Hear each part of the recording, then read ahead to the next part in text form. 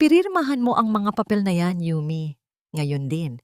Ayoko nang makita ang pagmumukha mo sa bahay na ito paglipas ng gabi. Ang malamig at matalim na boses ni Mark ay tila isang kutsilyong bumaon sa katahimikan ng silid-kainan. Walang emosyon ang kanyang mga mata, walang bakas ng pag-aalinlangan, habang inilalapag niya ang mga puting papel ng divorce sa ibabaw ng lamesa. Ang kanyang tindig ay puno ng kapalaluan, malayo sa lalaking mahinhin at mapagkumbaba na pinakasalan ni Yumi 7 taon na ang nakalilipas. Sa mga sandaling iyon, hawak ni Yumi ang isang mainit na mangkok ng sinigang na hipon, ang paboritong ulam ni Mark. Buong hapon niya itong inihanda, maingat na pinili ang pinakasariwang sangkap sa palengke. Sa ilalim ng nakatirik na araw, tinitiis ang pagod upang ipagdiwang ang kanilang ika-7 anibersaryo. Ang usok na nagmumula sa mangkok ay nagdadala ng bango ng pamilyar na pagmamahal, isang amoy na sumisimbolo sa 7 taon ng kanyang pananahimik, pagsisikap at pagiging isang tapat na asawa sa kabila ng lahat. Dahan-dahang nangatal ang mga daliri ni Yumi. Ang init ng mangkok na kanyang hawak ay tila unti-unting lumilipat sa kanyang puso. Ngunit hindi ito init ng pag-ibig, kundi isang nakapapastang hapdi. Narinig ang mahinang pagtamamang porselana sa mesa nang bitawan niya ito nang hindi sinasadya. Bahagyang natapon ang sabaw sa puting telang pantakip ng mesa na tila isang mantsa na kailanman ay hindi na mabubura. Anniversary natin ngayon, Mark. Ang tinig ni Yumi ay isang mahinang bulong, gumaralgal sa bigat ng hindi masabing sakit. Nagluto ako. Akala ko ba? Magdiriwang tayo? Isang mapait at mapang-uyam na tawa ang kumawala sa mga labi ni Mark. Inayos niya ang kanyang mamahaling suit. Isang suit na binili gamit ang perang hindi niya alam na galing sa lihim na pondo ng pamilya ni Yumi. Anniversary? Yumi, gumising ka nga. Ang 7 taon na kasama ka ay parang isang mahabang bangungot ng kahirapan. Ngayong senior vice president na ako, kailangan ko ng asawang kayang sumabay sa estado ko. Isang babaeng may class, hindi isang katulong na palaging amoy bawang at pawis. Tila tumigil ang pag-ikot ng mundo para kay Yumi. Ang bawat salita ni Mark ay parang isang sampal na paulit-ulit na dumudurog sa kanyang pagkatao. Ang kanyang lalamunan ay nanikip, tila may malaking bara na pumipigil sa kanyang paghinga. Ang kanyang mga paningin ay nagsimulang lumabo dahil sa nagbabadyang mga luha, ngunit pinilit niyang huwag itong hayaang pumatak. Nararamdaman niya ang panginginig ng kanyang mga tuhod, ang panlalamig ng kanyang mga dulo ng daliri, at ang unti-unting pagguho ng lahat ng kanyang pinaniniwalaan. Ang lalaking ito, na kanyang inalagaan noong wala pa siyang kahit na ano, ang lalaking kanyang pinaglingkuran habang itinatago ang sariling yaman upang patunayan na ang pag-ibig ay higit pa sa pera. Ang lalaki ring ito, ang ngayon, ay dumudura sa kanyang dangal. Bakit, Mark? Tanong niya. Ang boses ay tila galing sa ilalim ng lupa. Dahil ba wala akong maibigay na marangyang buhay sa'yo? O dahil ba may iba na? Hindi sumagot si Mark. Sa halip ay kinuha niya ang kanyang telepono. Isang mensahe ang bumandera sa screen. Isang larawan ng isang babaeng nakasuot ng mga alahas na kumikinang. Nakadikit ang katawan sa braso ni Mark. Hindi mo na kailangang malaman ang detalye. Ang mahalaga, tapos na tayo. Pirirmahan mo ang papel o idadaan natin ito sa paraang mas masakit para sa'yo. Tandaan mo, wala kang kahit na anong kapangyarihan laban sa akin ngayon. Tumalikod si Mark at naglakad patungo sa pinto.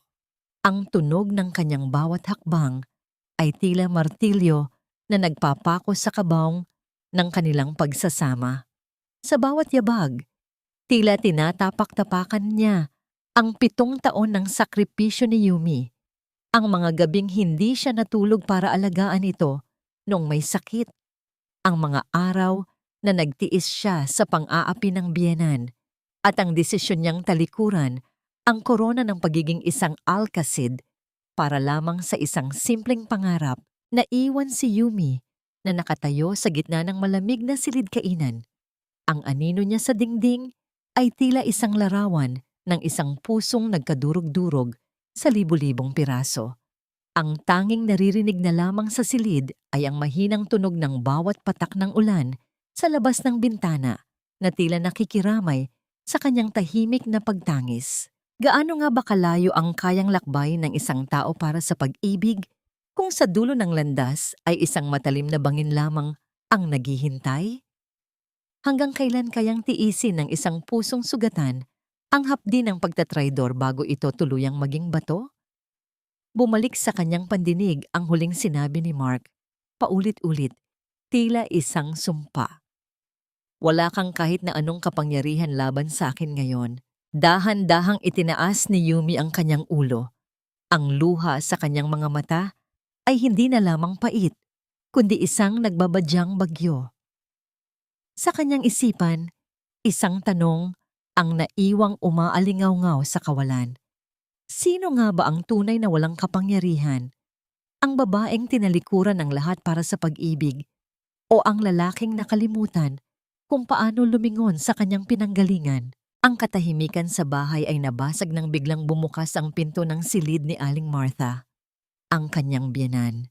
Ang tunog ng kanyang mga tsinelas sa sahig ay tila isang babala ng panibagong unos na darating. Ano pang hinihintay mo? Mag-impake ka na at lumaya sa pamamahay na ito. Hindi sapat ang ganda mo para pakinabangan ng anak ko kung isa ka lang namang pabigat. Ang boses ni Aling Martha ay tila isang matalim na kuko na kumakalmot sa sugatang puso ni Yumi. Lumabas ang matanda mula sa kanyang silid, suot ang isang mamahaling duster na gawa sa seda. Isang regalo ni Yumi noong nakaraang buwan na kinuha pa niya mula sa kanyang sariling ipon. Walang bakas ng awa sa mukha ng biyenan. Sa halip, ang naniningkit nitong mga mata ay puno ng pandidiri habang nakatingin sa tumapong sabaw ng sinigang sa mesa. Ma, bakit po pati kayo? Halos hindi lumabas ang tinig ni Yumi. Ang lalamunan niya ay tila tuyong disyerto. Bawat salita ay nagdudulot ng hapdi. Isang mapait ng ngisi ang sumilay sa labi ni Aling Martha. Bakit? Akala mo ba ay natutuwa ako na ikaw ang naging manugang ko? 7 taon, Yumi. 7 taon akong nagtiis na makita ang pagmumukha mong mahirap sa loob ng bahay na ito. Wala ka nang naibigay na anak kay Mark. Wala ka pang pakinabang sa karir niya.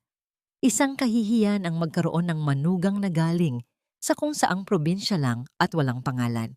Hindi makapaniwala si Yumi sa kanyang mga naririnig. Sa loob ng 7 taon, siya ang nagsilbing alipin sa bahay na ito. Siya ang gumigising ng madaling araw para maghanda ng almusal, siya ang naglalaba ng bawat kasuotan ng mag-ina, at siya ang tinitiis ang bawat hiyaw at utos. Naalala ni Yumi ang mga hapon na nagtitiis siyang hindi kumain ng tanghalian, makatipid lang ng pera para maibili ng maintenance medicine si Aling Martha dahil madalas itong dumaing ng pagsakit ng katawan. Ang lahat ng sakripisyong yon ay tila naging abo sa harap ng katotohanang noon pa man ay isinusuka na siya ng pamilyang ito. Naglakad si Aling Martha patungo sa maliit na aparador ni Yumi sa gilid ng sala. Walang pasintabi niyang binuksan ang pinto nito at sinimulang hilahin ang mga damit sa loob. Ang tunog ng mga tela na bumabagsak sa sahig ay tila mga tuyong dahon na walang halaga. "Huwag po, ma. Ako na po," pakiusap ni Yumi. Ngunit huli na. "Ito lang naman ang dinala mo rito, di ba? Mga mumurahing basahan." Inihagis ni Aling Martha ang isang lumang maleta sa paanan ni Yumi. "Kunin mo ang mga basura mo at lumayas ka na bago pa magbago ang isip ni Mark at hindi ka nabigyan ng kahit 1 sentimo para sa pamasahe mo." Tumayo si Yumi sa gitna ng kalat. Ang kanyang mga kamay ay nakakuyom hanggang sa bumaon ang kanyang mga kuko sa palad. Naramdaman niya ang init ng kanyang dugo, ang panginginig ng kanyang buong katawan, na hindi dahil sa takot, kundi dahil sa isang matinding pagkapahiya na ngayon ay nagiging apoy ng determinasyon. Tiningnan niya ang kanyang biyenan, ang babaeng itinuring niyang sariling ina, ang babaeng pinaglingkuran niya ng higit pa sa kanyang sarili. Lahat ng pagtitiis ko, lahat ng pag-aalaga ko sa inyo, balay wala lang pala. Mahinang sabi ni Yumi, ngunit may talim na ang kanyang boses. Pagtitiis? Tawa ni Aling Martha.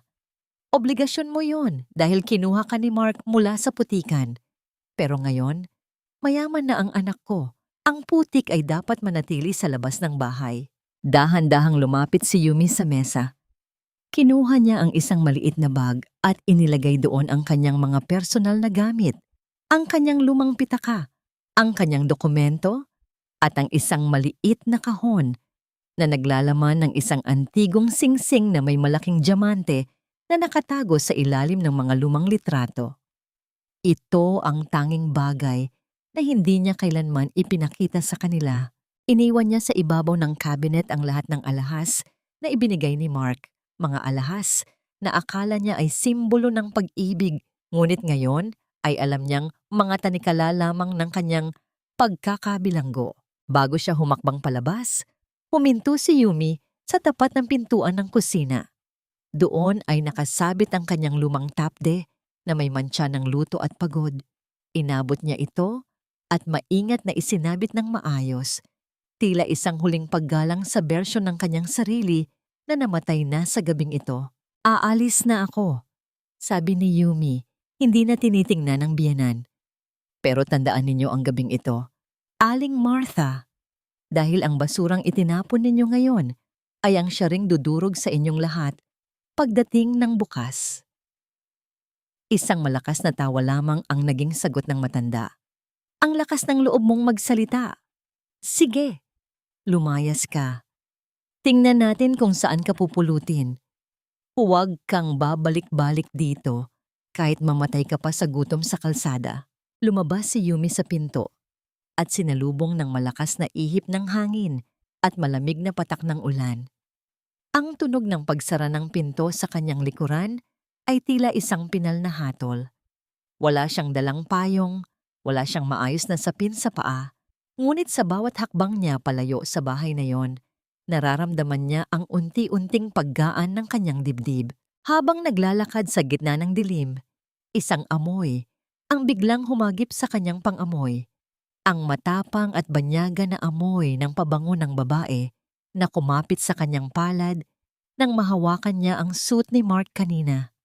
Isang paalala na ang pagtatraidor ay hindi lamang nasa salita, kundi nasa bawat hibla ng buhay na binuo nila. Naiwan si Aling Martha sa loob ng bahay, masayang tinitingnan ang mga gamit na naiwan ni Yumi, hindi namamalayan na ang singsing na naiuwi ng babaeng pinalayas niya ay mas mahal pa kaysa sa buong bahay na kanilang tinitirhan. Ang bawat patak ng ulan na tumatama sa balat ni Yumi ay tila mga maliliit na karayom na nabaon sa kanyang katawan. Basang-basa na ang kanyang manipis na blusa, dumidikit sa kanyang nanginginig na balat, habang ang bawat hakbang niya sa baha at madilim na kalsada ay tila paglalakad sa isang walang katapusang bangungot. Walang payong, walang sapat na perang pantransportasyon, at higit sa lahat, wala nang matatawag na tahanan. Napahinto siya sa tapat ng isang naglalakihang billboard sa gilid ng kalsada. Doon, sa gitna ng liwanag ng mga neon lights, ay nakasulat ang pangalang Alcacid Group, Building Dreams, Creating Legacies. Ang larawan ng kanyang ama, si Don Eduardo Alcacid, ay naroon, matikas, makapangyarihan, at puno ng dangal. Mapait na ngumiti si Yumi habang ang tubig ulan ay humahalo sa mga luhang hindi na niya mapigilan. Napakasakit ng kabalintunaan. Ang kanyang ama, ang bumubuo ng mga pangarap ng libu-libong tao, ngunit ang sarili niyang anak ay kasalukuyang wasak at palaboy sa kalsada. Naalala niya ang huling bilin ng kanyang ina bago ito pumanaw 10 taon na ang nakalilipas. Sinabi nito na ang tunay na kaligayahan ay matatagpuan sa payak na pag-ibig, hindi sa kinang ng mga diamante. Sinunod niya iyon. Pinili niyang maging isang ordinaryong Yumi, tinalikuran ng karangyaan, at ibinigay ang 7 taon ng kanyang buhay para kay Mark. Ngunit ang pag-ibig na akala niya ay kanyang kanlungan, ay siya palang uubos sa kanyang pagkatao. Unti-unting nanghina ang kanyang mga tuhod. Ang lamig ay tila pumasok na sa kanyang mga buto. At ang gutom na binaliwala niya kanina ay nagsimulang manariwa. Napaupo si Yumi sa isang madilim na sulok ng hintayan ng bus. Yakap ang kanyang sarili. Sa loob ng kanyang bulsa, naramdaman niya ang matigas na anyo ng antigong singsing na dinala niya. Isang simbolo ng kanyang nakaraan na pilit niyang tinalikuran, ngunit tila ito na lamang ang tanging bagay na nagpapaalala sa kanya kung sino talaga siya.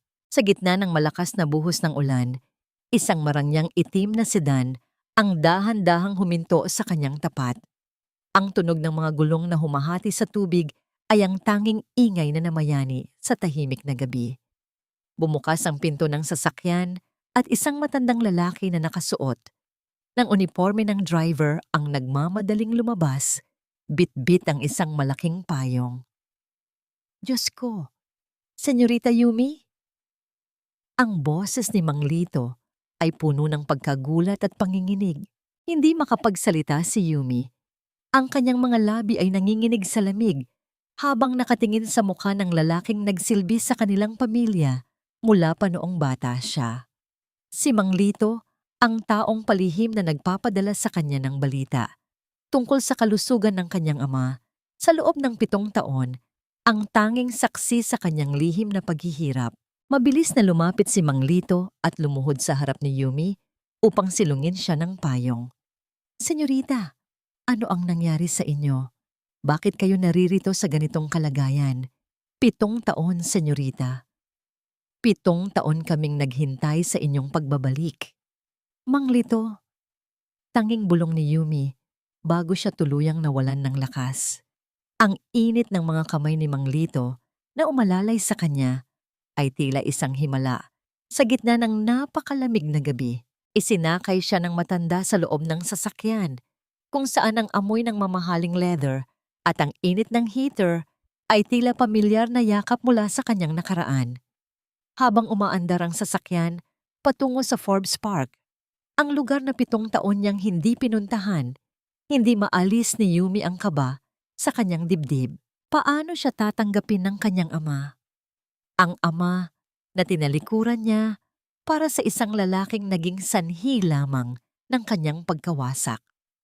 Ang bawat kanto na dinadaanan ng sasakyan ay tila nagbabalik ng mga alaala ng kanyang dating buhay. Ang buhay na inakala niyang hindi na niya babalikan. Nang tumigil ang sasakyan sa tapat ng naglalakihang gintong gate ng mansyon ng mga Alcacid, dahan-dahang bumukas ang mga ito. Ang bawat ilaw sa hardin ay tila mga matang nagmamasid sa kanyang pagbabalik. Huminto ang sasakyan sa tapat ng malaking pintuan at doon nakatayo ang isang matikas na lalaki na may mapuputing buhok, nakasandig sa isang tungkod na ginto. Ang mukha ni Don Eduardo ay nananatiling seryoso at tila walang emosyon, ngunit ang kanyang mga kamay na nakahawak sa tungkod ay bakas ang panginginig. Nagtagpo ang kanilang mga mata, ang mata ng isang amang nasaktan at ang mata ng isang anak na nagkamali. Bumalik ka, ang maikling sabi ng kanyang ama. Ang boses ay tila kulog na galing sa malayo. Hindi sumagot si Yumi. Sa halip ay dahan-dahan siyang bumaba sa sasakyan, basa, madungis at wasak. Tumayo siya sa harap ng kanyang ama, ang tanging taong kaya siyang iligtas. Ngunit ang tanging taong pinakanasaktan niya. Sa sandaling iyon, ang katahimikan sa pagitan nila ay mas maingay pa kaysa sa ulan na patuloy na bumubuhos. Ang tanong na nakalutang sa hangin ay tila isang matalim na kutsilyo. Sapat na ba ang pagdurusa ni Yumi upang makuha ang kapatawaran ng kanyang ama? O ang kanyang pagbabalik ay simula lamang ng isa pang mas masakit na labanan? 7 taon kitang pinanood na magdusa, Yumi. 7 taon akong naghintay na matauhan ka at bumalik sa kaisa-isang lugar kung saan ka tunay na pinapahalagahan. Ang boses ni Don Eduardo ay hindi na kasing talim ng kanina, ngunit bawat salita niya ay tila isang mabigat na pasanin na dumiin sa balikat ni Yumi. Kasalukuyan silang nasa loob ng malawak na silid-aklatan, kung saan ang amoy ng lumang papel at mamahaling kahoy ay nagpapaalala kay Yumi sa kanyang kabataan. Isang panahong hindi pa niya alam ang pait ng mundo. Nakabalot si Yumi sa isang makapal at malambot na puting robe, habang ang init ng tsaa sa kanyang harap ay unti-unting nagpapakalma sa kanyang nanginginig na kalamnan. Yumuko si Yumi. Ang kanyang mga luha ay pumatak sa ibabaw ng kanyang mga kamay, na bakas pa ang mga gasgas mula sa pagkayod sa bahay ni Mark. Dad, patawarin niyo po ako. Naging bulag ako. Akala ko, ang pag-ibig ay sapat na para baguhin ang isang tao. Akala ko, kapag ibinigay ko ang lahat, matututo siyang rumespeto. Isang mabigat na buntong hininga ang kumawala sa matanda. Humakbang ito palapit sa bintana, nakatingin sa malawak na lupain ng kanilang mansyon. Hindi ko ipinagkait sa iyo ang kaligayahan, anak. Pero alam kong sa simula pa lang, ang lalaking iyon ay hindi pag-ibig ang hinahanap sa iyo, kundi isang hagdan. Alam mo ba kung bakit siya mabilis na na-promote? Akala ba niya ay dahil lamang sa kanyang talino? Napaangat ang tingin ni Yumi. Ang kanyang mga mata ay nanlaki sa gulat. Ano ang ibig ninyong sabihin, Dad? Humarap si Don Eduardo, ang kanyang muka ay matigas na parang bato. Lahat ng proyektong nakuha niya, lahat ng swerteng dumating sa kanyang career sa loob ng 7 taon, ako ang gumanaw sa likod ng mga anino. Ibinigay ko sa kanya ang lahat ng kailangan niya para umangat, sa pag-asang kapag nakuha na niya ang tagumpay, itatrato kanya bilang reyna. Pero nagkamali ako. Ang kapangyarihan ay hindi nagpabago sa kanya. Inilabas lamang nito ang tunay niyang kulay. Ang katotohanan yon ay tila isang malakas na dagok sa dibdib ni Yumi. Ang 7 taon na inakala niyang bunga ng kanilang pagtutulungan ay isa palang masusing pagsubok mula sa kanyang ama. Isang pagsubok na buong kabangisang binagsak ni Mark. Ang bawat sipa, bawat mura at bawat panglalait ni Mark sa kanyang kahirapan ay isang sampal sa mukha ng kanyang ama na lihim na nagpala sa lalaki. Ginamit niya ang pera at posisyong galing sa inyo para saktan ako.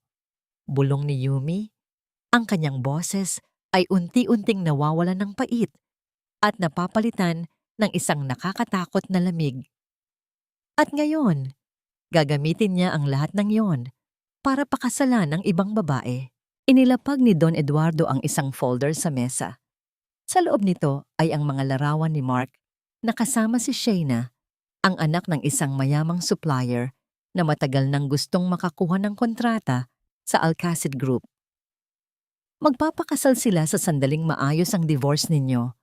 Akala niya ay hawak na niya ang langit. Dahan-dahang tumayo si Yumi. Hinubad niya ang robe na nakabalot sa kanya. Tila hinuhubad na rin ang huling bakas ng kanyang pagiging isang api na asawa. Tumingin siya sa malaking salamin sa dingding. Ang babaeng nakikita niya ay hindi na ang Yumi na amoy bawang at pawis. Ang nakikita niya ay ang kaisa-isang tagapagmana ng Alcacid Group na may dugong bughaw na nananalaytay sa kanyang mga ugat. Hindi ko na kailangan ng tsaa, Dad, sabi ni Yumi. Ang kanyang tindig ay tuwid na ngayon. Kailangan ko ng mga dokumento ng kumpanya. Kailangan ko ng mga listahan ng lahat ng pondong dumaan sa mga kamay ni Mark.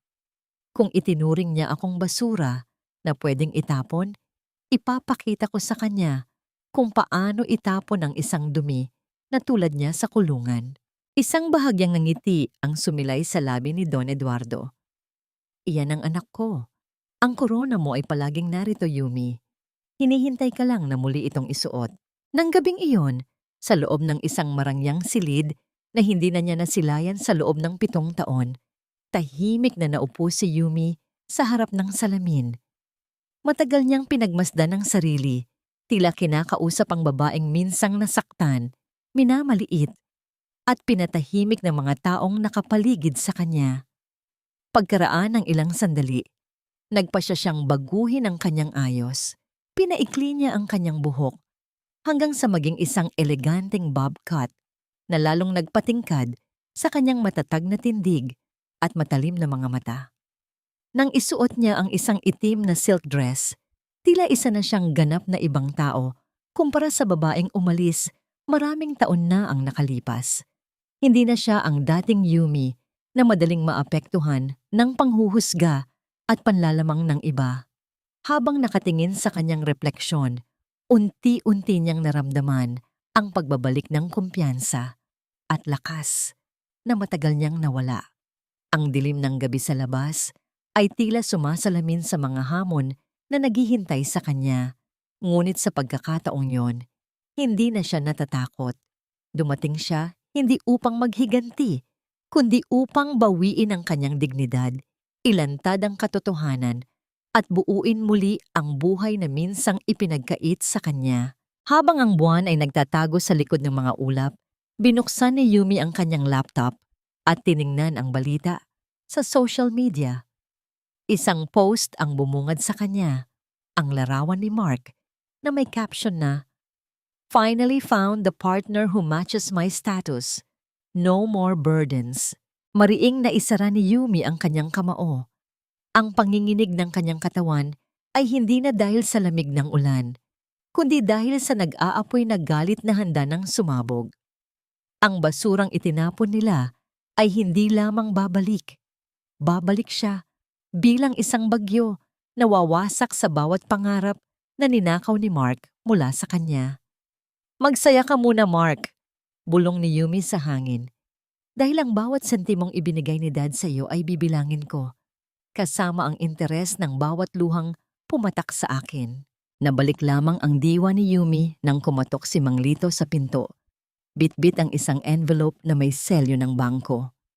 "Senyorita, ito na po ang mga report. May nahanap po kaming butas sa mga accounts na hawak ni Mark." Kinuha ni Yumi ang envelope at binuksan ito. Isang malamig na ngiti ang sumilay sa kanyang mga labi habang binabasa ang mga numero. May mas malalim pa palang kasalanan si Mark kaysa sa pagtataksil sa kanya. Mayroon siyang itinatagong krimen na sapat na para mabulok siya sa loob ng rehas habang buhay. Isang linggo na ang nakalilipas mula nang itapon natin ang basurang iyon. At tignan mo, mas lalong gumagaan ang buhay natin. Wala nang pabigat, wala nang amoy kusina sa bahay. Ang tinig ni Mark, na puno ng kayabangan, ay umalingaw-ngaw sa loob ng isang marangyang restaurant. Nakataas ang kanyang baso ng champagne habang kaharap si Shayna, na abala sa pagpapakitang gilas ng kanyang bagong bili na designer bag. Sa paningin ni Mark, ang mundong ito, ang mundo ng kinang at kapangyarihan, ang siyang nararapat sa kanya. Akala niya ay tuluyan na niyang nailibing ang alaala ni Yumi sa kalsadang iniwan niya rito noong gabing maulan. Hindi niya alam, sa kabilang panig ng lungsod, sa loob ng isang silid na puno ng matatayog na computer screen, ang kanyang buong buhay ay kasalukuyang binabaklas ng mga daliring dati ay nagluluto lamang ng kanyang hapunan. "Senyorita, kumpirmado po. Ginamit ni Mark ang 3 ghost projects sa Cavite branch para mag-divert ng pondo." Ulat ni Ethan, ang matapat na abogado ng pamilya Alcacid. Inilapag nito ang isang makapal na folder sa harap ni Yumi. Higit sa 10 milyong piso ang kinuha niya sa loob lamang ng 2 taon. Akala niya ay hindi ito mapapansin dahil siya ang paborito ng mga board members. Hinaplos ni Yumi ang gilid ng folder. Ang kanyang mga kuko ay maayos na ang pagkakamanicure. Kulay itim na tila nagbabadya ng pagluluksa para sa kumpanyang ninanakawan ng kanyang dating asawa. "Hindi sapat na mabulok siya sa kulungan, Ethan. Gusto kong maramdaman niya muna ang pakiramdam ng mawalan ng kahit isang sentimo. Gusto kong makita kung gaano siya kamahal ni Shayna kapag wala na siyang maipagmalaking kotse at posisyon." Sa mga sumunod na araw, tila isang invisible na kamay ang unti-unting sumasakal sa pamilya ni Mark. Isang hapon, habang naglalakad si Aling Martha sa loob ng isang mamahaling department store, Laking gulat niya nang tanggihan ng cashier ang kanyang credit card. Pasensya na po ma'am, pero decline po ang card ninyo. May instruction po mula sa bangko na i-freeze ang account dahil sa unusual activity. Magalang ang ngunit malamig na paliwanag ng staff. Ano? Imposible. Alam mo ba kung sino ang anak ko? Siya ang Senior Vice President ng Alcacid Group. Sigaw ni Aling Martha. Ang kanyang muka ay namumula sa galit at hiyang nararamdaman habang pinagmamasdan siya ng ibang mga mamimili. Ang tunog ng kanyang malakas na boses ay nagdala ng atensyon na hindi niya gustong makuha. Linggid sa kaalaman ng matanda, sa loob ng isang pribadong opisina sa taas ng mall na yon, binabasa ni Yumi ang listahan ng lahat ng utang ni Aling Martha. Binili na ng isang shell company sa ilalim ng pangalan ni Yumi ang lahat ng credit card debts at loans ng pamilya ni Mark. Hawak na niya ang kanilang mga leeg. Ang tensyon ay lalong tumindi nang magkita sila nang hindi sinasadya sa lobby ng Grand Hotel. Gaganapin doon ang isang business mixer kung saan imbitado si Mark bilang kinatawan ng kumpanya. Kabababa lang ni Yumi mula sa elevator. Suot ang isang itim na cocktail dress na binagayan ng isang mamamahaling perlas sa leeg. Ang kanyang buhok ay nakaayos ng maigi at ang kanyang tindig ay nagpapakita ng awtoridad na hindi kailanman nakita ni Mark. Naglakad si Yumi palabas. Ang tunog ng kanyang bawat hakbang sa marmol na sahig ay tila isang ritmo ng isang nagbabadyang unos. Sa kabilang dako, papasok naman si Mark kasama si Shayna. Nagkadikit ang kanilang mga landas sa gitna ng lobby. Tumigil ang mundo ni Mark sa loob ng isang segundo. Isang pamilyar na amoy ang humagip sa kanyang pang-amoy. Ang banayad na bango ng jasmine at sandalwood, ang amoy na laging nananatili sa kanyang unan noon. Napalingon siya sa babaeng dumaan sa kanyang tabi. Ang tanging nakita niya ay ang likod nito at ang matikas na paglakad patungo sa isang naghihintay na limousine. Hon, may problema ba? Tanong ni Shayna. Napansin ang paghinto ni Mark. Wala. May naalala lang ako. Bulong ni Mark. Ang kanyang puso ay biglang kumaba nang hindi niya maipaliwanag. Hindi niya maaninag ang mukha ng babae, ngunit ang pakiramdam ng presensya nito ay tila isang babala na hindi niya dapat baliwalain. Pagkapasok ni Mark sa sasakyan, tumunog ang kanyang telepono. Isang anonymous na email ang bumandera sa screen. Ang laman, isang screenshot ng kanyang huling transaksyon sa bangko na may pulang marka. Sa ilalim nito ay may nakasulat na isang pangungusap sa Tagalog. Ang utang na loob ay binabayaran, pero ang nakaw na yaman ay binabawi. Nangatal ang mga kamay ni Mark. Sino ang nakakaalam ng tungkol sa mga account na yon? Sino ang may lakas ng loob na takutin siya sa rurok ng kanyang tagumpay? Hindi niya alam. Sa loob ng limousine na umaalis, tahimik na nakatingin si Yumi sa bintana. Ang kanyang refleksyon sa salamin ay hindi na ang asawang nagmamakaawa, kundi ang isang manunulat ng kapalaran na handa nang ituldok ang kabanata ng isang traidor. Gaano nga ba katamis ang tagumpay kung ang pundasyon nito ay gawa sa kasinungalingan? At gaano kabilis gumuho ang isang tore kapag ang kaisa-isang haligigin na humahawak dito ay nagpasya ng bumitaw? Nabalik lamang ang diwa ni Yumi nang hawakan ni Ethan ang kanyang balikat. Handa na po ang susunod na hakbang, senyorita. Bukas malalaman ni Mark na ang kumpanyang kinakatawan niya ay hindi na sa kanya, kundi sa inyo na. Kahit magkano, basta mailabas niyo ang pondo ngayon din. Hindi pwedeng ma-audit ang Cavite branch sa Lunes nang kulang ang kaban. Masisira ang pangalan ko. Ang boses ni Mark ay nanginginig sa desperasyon habang kausap ang isang hindi kilalang broker sa telepono. Kasalukuyan siyang nakatayo sa balkonahe ng kanyang opisina. Ang kanyang mamahalin na kurbata ay maluwag na at ang kanyang pawis ay tumatagaktak sa noo sa kabila ng lamig ng aircon. Ang kaba sa kanyang dibdib ay tila isang tambol na walang tigil sa pagtibok. Ang 10 milyong pisong kinuha niya ay kailangang maibalik bago matapos ang linggo Ngunit ang lahat ng kanyang mga pintuan ay tila isa-isang nagsasara. Sa loob ng opisina, nakaupo si Shayna sa mahabang sofa, abala sa pagtingin sa mga bridal magazine. Ngunit ang kanyang mga mata ay hindi na kasing ningning ng dati. Sa bawat paghikbi ng galit ni Mark, mas lalong humihigpit ang hawak ni Shayna sa kanyang designer bag. Tila ito na lamang ang tanging bagay na nagpapatunay na may halaga pa ang pagsasama nila. Hon, bakit ba kasi hindi ka humiram sa daddy ko? Sabi mo naman ay babalik din agad ang pera. Walang gana na sabi ni Shayna. Hindi man lang tinitingnan ng kasintahan. Humarap si Mark. Ang kanyang mukha ay namumula. Akala mo ba ganun kadali iyon?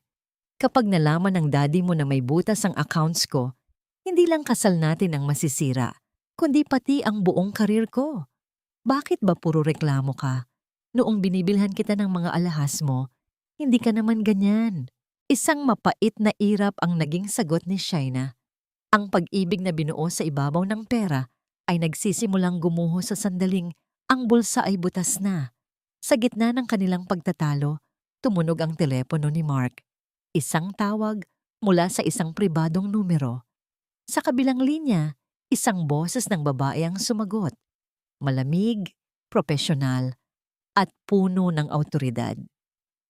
Hindi ito si Yumi, kundi si Sarah, ang kanang kamay ni Ethan na nagpapanggap na kinatawan ng isang malaking investment firm mula sa Singapore. Mr. Rodriguez, narinig namin na naghahanap ka ng mabilisang kapital para sa isang bridge loan. Interesado kaming tulungan ka sa ilalim ng isang kondisyon. Ang iyong mga shares sa Alcacid Group ang magiging collateral, sabi ng boses. Tila nakakita ng liwanag sa gitna ng madilim na kalsada si Mark. Collateral? Magkano ang interes? At gaano kabilis mailalabas ang pondo? Zero interest sa unang 3 buwan, basta't mapirmahan mo ang dokumento ngayon din. Isang digital signature lang at papasok ang pondo sa account mo bago lumubog ang araw. Sagot ng boses. Hindi na nag-isip si Mark. Sa kanyang isipan, ito na ang tanging paraan para maligtas ang kanyang leeg. Hindi niya binasa ang maliliit na letra sa dulo ng kontrata. Ang mga letra na nagsasabing sa sandaling hindi siya makabayad sa loob ng itinakdang oras, ang lahat ng kanyang ari-arian, pati na ang bahay na tinitirhan ng kanyang ina, ay automatikong malilipat sa pangalan ng kumpanyang ang tunay na nagmamay-ari ay si Yumi. Habang pumipirma si Mark sa labas ng kanilang subdivision, isang truck ng hilaan ang huminto sa tapat ng bahay nila Aling Martha. Ang ingay ng makina ng truck ay nagdala ng takot sa puso ng matanda na kasalukuyang nagdidilig ng halaman. Lumabas ang 3 lalaki na nakasuot ng itim, dala ang isang legal na utos. Ma'am, kukunin po namin ang kulay puting SUV na nakaparada rito. May utos po mula sa korte dahil sa 3 buwan ng hindi nababayarang monthly amortization. Sabi ng isa sa mga lalaki, ano? Imposible. Bayad na iyan. Ang anak ko ang SVP ng Alcacid Group. Alis, huwag niyo hawakan ang sasakyan ko. Sigaw ni Aling Martha. Ang kanyang mga kamay ay ikinakampay sa hangin habang pilit na humaharang sa truck. Ang kanyang mukha ay puno ng panginginig at hiyang nararamdaman dahil ang lahat ng kapitbahay ay nagsisimula ng lumabas at magbulungan.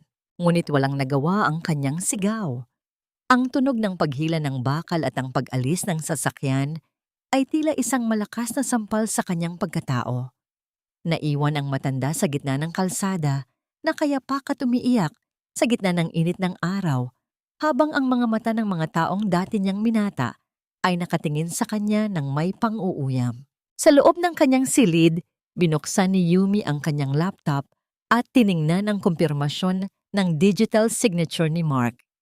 Isang malamig na katahimikan ang bumalot sa kanya. Wala siyang naramdamang saya sa pagbagsak nila. Tila ang lahat ng ito ay isang natural na proseso lamang ng paglilinis sa kanyang buhay.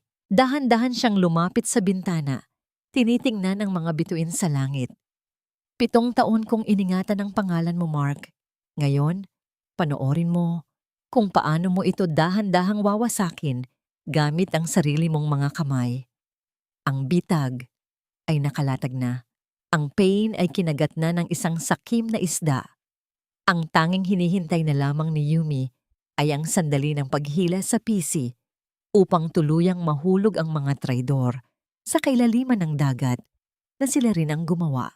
Nabalik lamang ang diwa ni Yumi nang marinig niya ang mahinang katok ni Mang Lito sa pinto. "Senyorita, dumating na po ang invitation list para sa gala. Nakasama na po ang pangalan ni Mark Rodriguez sa hanay ng mga panauhin na for termination." Isang matalim na ngiti ang sumilay sa mga labi ni Yumi. "Salamat, Mang Lito. Siguraduhin mong ang upuan niya ay nasa pinakaharap. Gusto kong makita niya ng malapitan ang bawat detalye ng kanyang pagbagsak. Hanggang kailan kayang magbalat kayo ng isang tao bago tuluyang mahulog ang kanyang maskara? At ano ang pakiramdam ng malaman na ang tanging kamay na nag-abot sa iyo ng tulong ay siya palang kamay na dudurog sa iyong mundo? Hindi na ang mga kamay ng isang alila ang tinitingnan ni Yumi tuwing umaga. Ang mga kuko na dati ay may mantsa ng uling at lansa ng isda ay pinalitan na ng malilinis at maayos na daliri. Ngunit ang tunay na pagbabago ay nasa kanyang kalooban. Sa loob ng malawak na hardin ng mansyon ng mga Alcacid, kung saan ang bango ng mga bulaklak ay humahalo sa sariwang hangin ng madaling araw, unti-unting natatagpuan ni Yumi ang piraso ng kanyang sarili na matagal nang nawala. Huwag mong masyadong laliman ang paghuhukay, anak. Ang mga ugat ng sampagita ay kailangan ng espasyo para huminga. Ang malumanay na paalala ni Don Eduardo habang nakaupo sa isang silyang kahoy sa tabi ng kanyang anak. Ngumiti si Yumi, isang tunay na ngiti na hindi napilit. Hawak niya ang isang maliit na trowel, dahan-dahang inilalagay ang bagong punla sa matabang lupa. "Gusto ko lang siguraduhin na hindi sila basta-basta mabubunot ng hangin, Dad. Katulad ko, kailangan nilang matutong kumapit ng mahigpit sa lupa." Tumigil ang matanda at tinitigan ang kanyang anak. "Patawarin mo ako, Yumi. Patawad dahil hinayaan kitang umalis 7 taon na ang nakalilipas. Akala ko, ang pagbibigay sa iyo ng kalayaan ay paraan ng pagpapakita ng pagmamahal. Hindi ko alam na ang kalayaang yon ay magiging kulungan mo pala sa piling ng maling tao." Huminto si Yumi sa kanyang ginagawa at hinawakan ng kamay ng kanyang ama. Ang balat nito ay tuyo at may mga kulubot na, isang paalala ng lumilipas na panahon. "Huwag na po nating balikan ang pait, Dad. Kung hindi ko naranasan ang masaktan, hindi ko malalaman kung gaano kasarap ang mabuhay ng may dangal. Ang mahalaga, narito na ako at hinding-hindi na ako aalis." Ang sandaling iyon, ang magkasamang pagtatanim ng mag-ama sa ilalim ng banayad na sikat ng araw, ay tila isang gamot sa lahat ng sugat ni Yumi. Walang sigawan ni Aling Martha, walang pangmamaliit ni Mark. Ang tanging naririnig ay ang huni ng mga ibon at ang mahinang kaluskos ng mga dahon sa paligid. Nabalik lamang ang kanyang diwa nang dumating si Ethan, dala ang ilang mga folder. Nakasuot ang abogado ng isang asul na polo na bahagyang nakatupi ang mga manggas, isang anyo na bihirang makita ni Yumi dahil palaging pormal ang lalaki. "Senyorita, I hate to interrupt your morning, pero kailangan nating pag-usapan ang layout para sa ika-30 anniversary gala," sabi ni Ethan. Napansin niya ang bahagyang mantsa ng lupa sa pisngi ni Yumi. Hindi niya mapigilang ngumiti ng bahagya habang dahan-dahang inabot ang kanyang panyo. "You have a little dirt on your face." Bahagyang natigilan si Yumi nang maramdaman ang dulo ng panyo ni Ethan sa kanyang balat. Ang paghaplos na yon ay magaan, puno ng respeto at may kakaibang init na hindi niya naramdaman kay Mark sa loob ng maraming taon. "Salamat, Ethan. Masyado lang akong nalibang sa pagtatanim." "It suits you," dagdag ni Ethan. Ang kanyang mga mata ay nananatiling nakatingin kay Yumi. "Ang ibig kong sabihin, mas maganda ka kapag nakikita kitang payapa. You look more like the Yumi I used to know in college." Umiwas ng tingin si Yumi nakaramdam ng bahagyang pamumula sa kanyang mga pisngi. Sobra ka namang mambola. Let's focus on the event. Gusto kong maging perpekto ang gabing iyon. Sa loob ng sumunod na 2 oras, nagplano sila para sa malaking gabi. Ang ika-30 anniversary ng Alcacid Group ay hindi lamang isang pagdiriwang ng kumpanya. Ito ang magiging entablado ng muling pagkabuhay ni Yumi. Pinili nila ang bawat detalye mula sa pagkain hanggang sa sequence ng mga parangal. Ngunit sa likod ng bawat plano, naroon ang layunin ni Yumi na ilantad ang lahat ng dumi ni Mark sa harap ng pinakamataas na lipunan. Are you sure about this, Yumi? Tanong ni Ethan nang maiwan silang dalawa sa terrace. Once you step out on that stage, there's no going back. Everyone will know you are the heiress. The quiet life you wanted will be gone.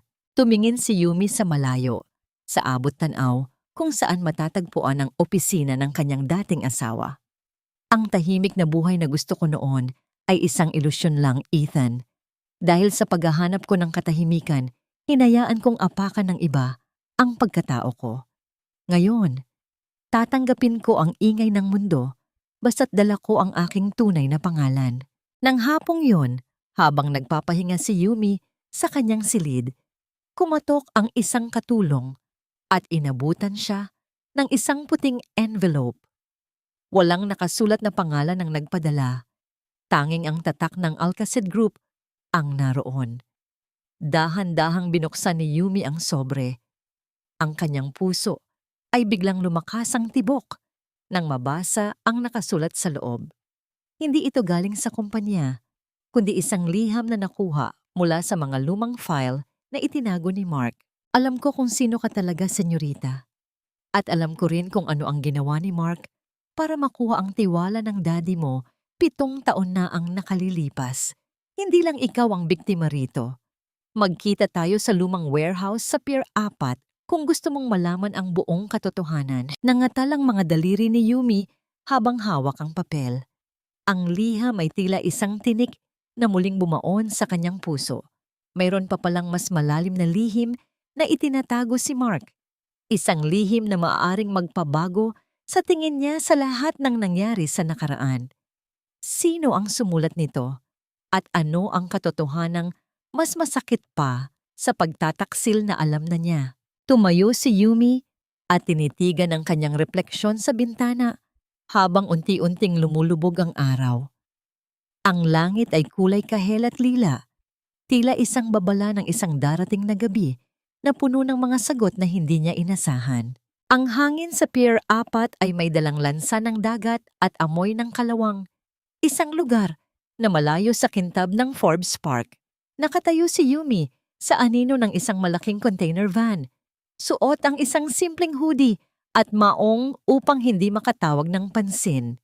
Sa kanyang harap ay isang lalaking may katandaan na si Mang Jose, ang dating head ng logistics sa Cavite branch na biglang nawala 7 taon na ang nakalilipas. Senyorita, patawarin niyo ako kung ngayon lang ako nagpakita. Ang boses ni Mang Jose ay nangangatal, tila may kung anong takot na nakabaon sa kanyang lalamunan. Pero hindi ko na kayang mamatay na dala ang sikretong ito. Noong panahong nanliligaw pa lang si Mark sa inyo, hindi totoong hindi niya alam kung sino kayo. Tila tumigil ang pagtibok ng puso ni Yumi. Anong ibig mong sabihin, Mang Jose? 7 taon niyang ipinagmukha sa akin na isa lang akong pabigat na mahirap. Iyon ang plano niya. Mapait na sagot ng matanda. Nakita niya ang file niyo sa opisina ng daddy niyo noong internship pa lang niya. Alam niyang kayo ang kaisa-isang tagapagmana. Nagpanggap siyang simple at mabait para makuha ang loob niyo habang palihim niyang sinasabotahe ang ibang mga manager para siya ang magmukhang bida sa paningin ni Don Eduardo. Ginamit niya ang inyong pagiging simple para makuha ang simpatya ng board. Sinasadya niyang itago ang yaman niyo para siya ang may kontrol sa lahat. Ang katotohanan ito ay mas masakit pa sa sampal. Hindi lang pala siya ipinagpalit sa iba. Ang buong pundasyon ng kanilang relasyon ay isang malaking panloloko. Mula sa unang araw, hindi si Yumi ang minahal ni Mark, kundi ang corona na suot nito sa hinaharap. Nabalik ang diwa ni Yumi sa kasalukuyan nang tumunog ang kanyang telepono sa loob ng kanyang bulsa. Isang pamilyar na numero ang bumandera sa screen. Si Mark. Dahan-dahan niyang sinagot ang tawag, pinipilit na huwag manginig ang kanyang boses. Yumi, buti naman at sumagot ka. Ang boses ni Mark ay puno pa rin ng nakakasulasok na kayabangan. Tila ba hindi siya ang taong nagtatapon ng buhay ng iba? Nabalitaan ko ang nangyari sa sasakyan ni Mama. Alam kong ikaw ang may gawa noon. Masyado ka namang bitter. Anyway, kailangan nating magkita. May kailangan kang pirirmahan para sa lupa sa Cavite. Ibebenta ko na yon para maayos ang gulo na sinimulan mo. Bakit ko gagawin yon, Mark? Malamig na tanong ni Yumi. Dahil wala kang choice? Gutom ka na, di ba? Alam kong wala kang matuluyan. Pipirmahan mo ang papel at bibigyan kita ng sapat na pera para makapagsimula ka uli sa probinsya. Magkita tayo sa tapat ng lumang karinderya sa kanto ng opisina. Huwag kang magmalinis, Yumi. Alam nating dalawa na kailangan mo ang perang ito. Isang mapait na ngiti ang sumilay sa mga labi ni Yumi. Sige Mark, magkita tayo. Pagkalipas ng isang oras, nakatayo si Mark sa tapat ng isang madungis na karinderya. Hindi mapakali habang tinitingnan ang kanyang mamahaling relos. Ang kanyang suit ay bahagyang gusot na at ang kanyang mukha ay bakas. Ang puyat mula sa mga problemang pinansyal na unti-unting sumasakal sa kanya. Dumating si Yumi. Suot pa rin ang simpleng hoodie. Tumingin si Mark sa kanya ng may halong pandidiri at awa. Tignan mo ang sarili mo, Yumi. Sinasabi ko na nga ba, hindi ka tatagal sa labas nang wala ako. Pirirmahan mo na itong dokumento at nang matapos na ang lahat, inilapag ni Mark ang mga papel sa ibabaw ng madulas na mesa ng karinderya. Ang amoy ng piniritong isda at usok ng sasakyan ay humahalo sa hangin. Tinitigan ni Yumi ang dokumento. Ito ang titulo ng bahay na tinitirhan ni na Mark at Aling Martha na nakapangalan sa kanilang dalawa ni Mark bilang mag-asawa. Ito na lang ba ang natitira sa inyo, Mark? Ang ibenta ang sarili ninyong bahay? Tanong ni Yumi. Ang kanyang mga mata ay nananatiling kalmado. Wala kang pakialam. Pirmahan mo na lang. Sigaw ni Mark, dahilan para mapalingon ang ilang mga taong kumakain. Huwag kang mag-inarte na parang may halaga ka pa. Pagkatapos nito, hinding-hindi na muling magtatagpo ang landas natin. Pupunta na ako sa mundo kung saan nararapat ang mga tulad ko. At ikaw, mananatili ka rito, sa putikan. Dahan-dahang kinuha ni Yumi ang panulat, ngunit bago niya itama ang dulo nito sa papel, tumingin siya ng diretso sa mga mata ni Mark. Alam mo, Mark, nung gabing pinalayas mo ako, akala ko ikaw ang pinakamatapang na lalaking nakilala ko dahil kaya mong itapon ng 7 taon. Pero ngayon, nakikita ko na isa ka lang palang duwag na nagtatago sa likod ng mga nakaw na tagumpay. Pirmahan mo na! Bulyaw ni Mark, akmang hahablutin ang kamay ni Yumi. Binitiwan ni Yumi ang panulat at tumayo ng tuwid. Sa unang pagkakataon, naramdaman ni Mark ang kakaibang awtoridad sa mga mata ng kanyang asawa. Isang lamig na tila nagmumula sa isang taong hindi na niya kilala. Hindi ko pipirmahan ito, Mark, sabi ni Yumi sa isang mahinahon ngunit matatag na tinig. Dahil ang lupang ito, pati na ang posisyong kinatatayuan mo ngayon ay hindi naman talaga sa'yo. Hiniram mo lang ang lahat mula sa akin. Bago pa makasagot si Mark, isang itim na luxury car ang huminto sa gilid ng kalsada. Lumabas si Ethan, suot ang kanyang formal na suit at lumapit kay Yumi. Senyorita, kailangan na nating umalis. Naghihintay na ang board para sa inyong briefing. Nalaglag ang panga ni Mark. Ang kanyang mga mata ay palipat-lipat kay Yumi at sa lalaking tinawag itong senyorita. Ano? Anong board? Yumi, sino ang lalaking ito? Anong briefing? Hindi siya sinagot ni Yumi. Sa halip, kinuha niya ang dokumento at pinunit ito sa harap ni Mark. Ang tunog ng napupunit na papel ay tila musika sa pandinig ni Yumi. Inabot niya ang isang piraso ng tissue sa mesa, pinunasan ang kanyang mga daliri na tila may nadampot na dumi at lumakad patungo sa sasakyan nang hindi man lang lumingon. Naiwan si Mark na nakatayo sa gitna ng madungis na karinderya habang ang mga piraso ng titulo ay nagliliparan sa hangin. Ang kanyang puso ay nagsimulang tumibok ng mabilis dahil sa takot na unti-unting bumabalot sa kanya. Ano ang ibig sabihin ng senyorita? At bakit ang asawang itinapon niya ay tila mas makapangyarihan pa ngayon kaysa sa lahat ng taong kilala niya? Ang kadiliman sa loob ng bahay ni Mark ay tila isang babala ng mas malaking bagyong darating. Walang ilaw, walang kuryente. Ang tanging nagbibigay ng liwanag ay ang mangilan-ngilang poste sa labas na sumisilip sa bintana. Naputulan sila ng serbisyo dahil sa 3 buwang hindi na babayarang bills, isang bagay na hindi kailanman nangyari noong si Yumi pa ang nagpapatakbo ng tahanang ito. Kasalanan mo itong lahat, Mark. Sabi mo ay magiging reyna ako sa bahay na ito. Pero bakit ngayon ay kinuha na nila pati ang aking mga alahas? Ang boses ni Aling Martha ay matinis, puno ng pait habang nakaupo sa sahig sa gitna ng sala. Wala na ang kanilang malambot na sofa. Wala na ang kanilang malaking telebisyon.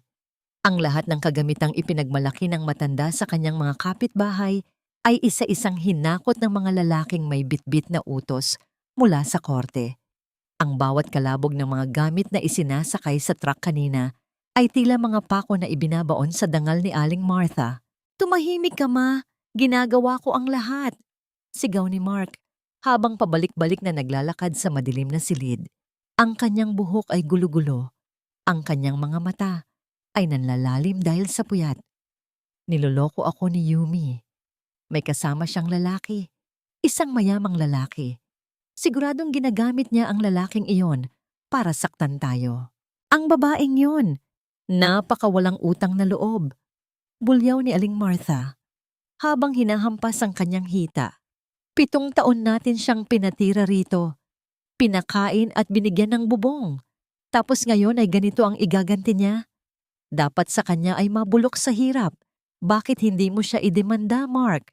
SVP ka ng Alcacid Group, di ba?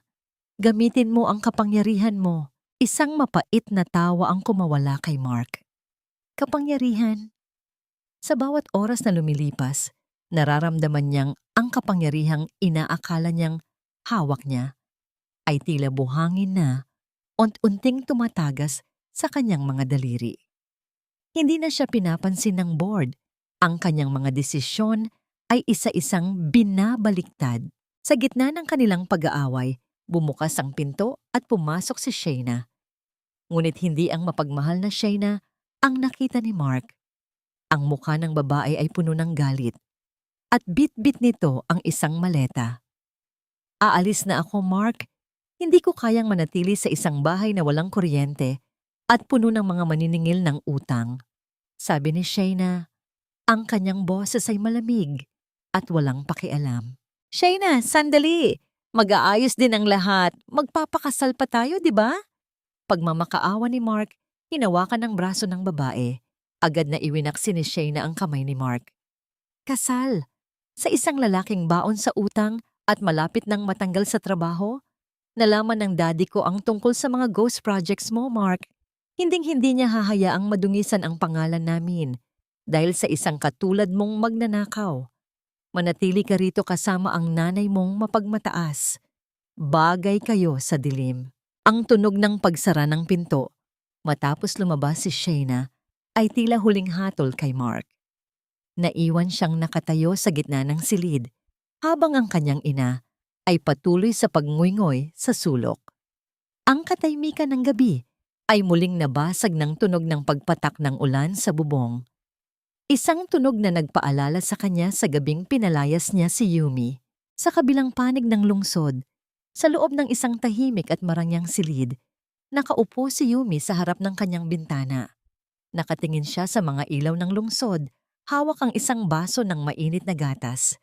Nakita niya ang ulat mula kay Mang Lito tungkol sa nangyayari sa bahay ni Mark. Walang naramdamang tuwa si Yumi. Sa halip, Isang malalim na buntong hininga ang kumawala sa kanyang dibdib. Ang pagbagsak ng mga taong dati niyang minahal ay hindi nagbigay ng saya, kundi isang aral tungkol sa katotohanan ng buhay. Ang kasamaan ay palaging may katapusan, at ang bawat luhang pumatak dahil sa kawalang katarungan ay may katumbas na paniningil. Tapos na ang panahon ng inyong paghahari, Mark. Bulong ni Yumi sa hangin. Ang dilim na nararanasan nyo ngayon ay maliit na bahagi lamang ng gabing ibinigay nyo sa akin sa loob ng 7 taon. Kinuha ni Yumi ang isang gintong sobre mula sa kanyang mesa. Ito ang imbitasyon para sa ingrandeng anibersaryo ng Alcacid Group. Sa loob nito, nakasulat ang pangalan ni Mark Rodriguez sa listahan ng mga pararangalan, isang parangal na hindi niya inaasahang magiging dahilan ng kanyang tuluyang pagkalugmok. Dahan-dahang hinaplos ni Yumi ang selyo ng sobre. Ang kanyang mukha ay payapa, ngunit ang kanyang mga mata ay nagpapakita ng isang determinasyong hindi matitinag. Bukas, ang lahat ng anino ng nakaraan ay maglalaho sa ilalim ng liwanag ng katotohanan. Manglito, tawag ni Yumi sa kanyang intercom. Siguraduhin mong matatanggap ni Mark ang imbitasyong ito bukas ng umaga. Gusto kong bigyan siya ng huling pagkakataon na makita ang rurok ng tagumpay bago ko tuluyang hilahin ang PC. Masusunod po, senyorita, sagot ng matandang driver. Nang gabing iyon, natulog si Yumi ng mahimbing habang si Mark ay nanatiling gising sa gitna ng dilim, yakap ang kanyang sarili sa lamig. Ang unos ay hindi pa tapos. Ang pinakamalakas na bugso ng hangin ay darating pa lamang. At sa pagkakataong ito, wala nang anumang pader ang makakapagligtas sa mga traidor. Hanggang saan kayang panindigan ng isang tao ang kanyang kasinungalingan kung ang lahat ng kanyang pinanghahawakan ay uent-unti nang naglalaho? At ano ang pakiramdam nang makatanggap ng isang gintong imbitasyon na magdadala sa iyo sa gitna ng isang bitag na ikaw mismo ang gumawa? Ngayong gabi, ang bawat luhang pumatak sa sahig ng kusinang iyon ay magiging mantsa ng dugo sa inyong dangal. Ang mapulang sutla ng bestido na nakalatag sa kama ay tila isang lawa ng sariwang dugo sa gitna ng maputing kumot. Ito ang kulay na pinili ni Yumi, ang kulay ng kapangyarihan, ng galit, at ng muling pagkabuhay. Habang hinahaplos niya ang mamahaling tela, nararamdaman niya ang init nito sa kanyang mga daliri. Malayo sa malamig na basahan na dati niyang hawak-hawak gabi-gabi. Ang bawat tahi ng bestidong yun ay simbolo ng 7 taon niyang pananahimik na ngayon ay handa ng sumigaw. Sa kabilang panig ng lungsod, sa loob ng isang maliit at madilim na paupahang silid, pinipilit ni Mark na isuot ang isang rented tuxedo. Bahagyang masikip ito sa kanyang balikat. At ang amoy ng mothballs ay sumasakit sa kanyang ilong. Ngunit kailangan niyang magmukhang kagalang-galang. Umastos siya ng huling 50,000 piso na hiniram niya sa isang mapanganib na pautangan para lamang sa gabing ito. Ma, ayusin mo ang iyong buhok. Kailangan nating magmukhang pamilya ng isang opisyal. Utos ni Mark kay Aling Martha na kasalukuyang naglalagay ng makapal na makeup para itago ang pamumutla ng mukha. Ang gabing ito ang magliligtas sa atin. Kapag nakaharap ko ang bagong chairman, ibibigay ko ang lahat ng charm ko. Siguradong itataas niya ako bilang president ng branch dahil sa record ko. Sana nga, Mark, nang mabalik na tayo sa dati nating buhay, bulong ng matanda habang pilit na sinusuot ang huling piraso ng pekeng alahas na natitira sa kanya. Pagsisihan ni Yumi ang araw na iniwan niya tayo kapag nakita niyang lalong tumaas ang posisyon mo.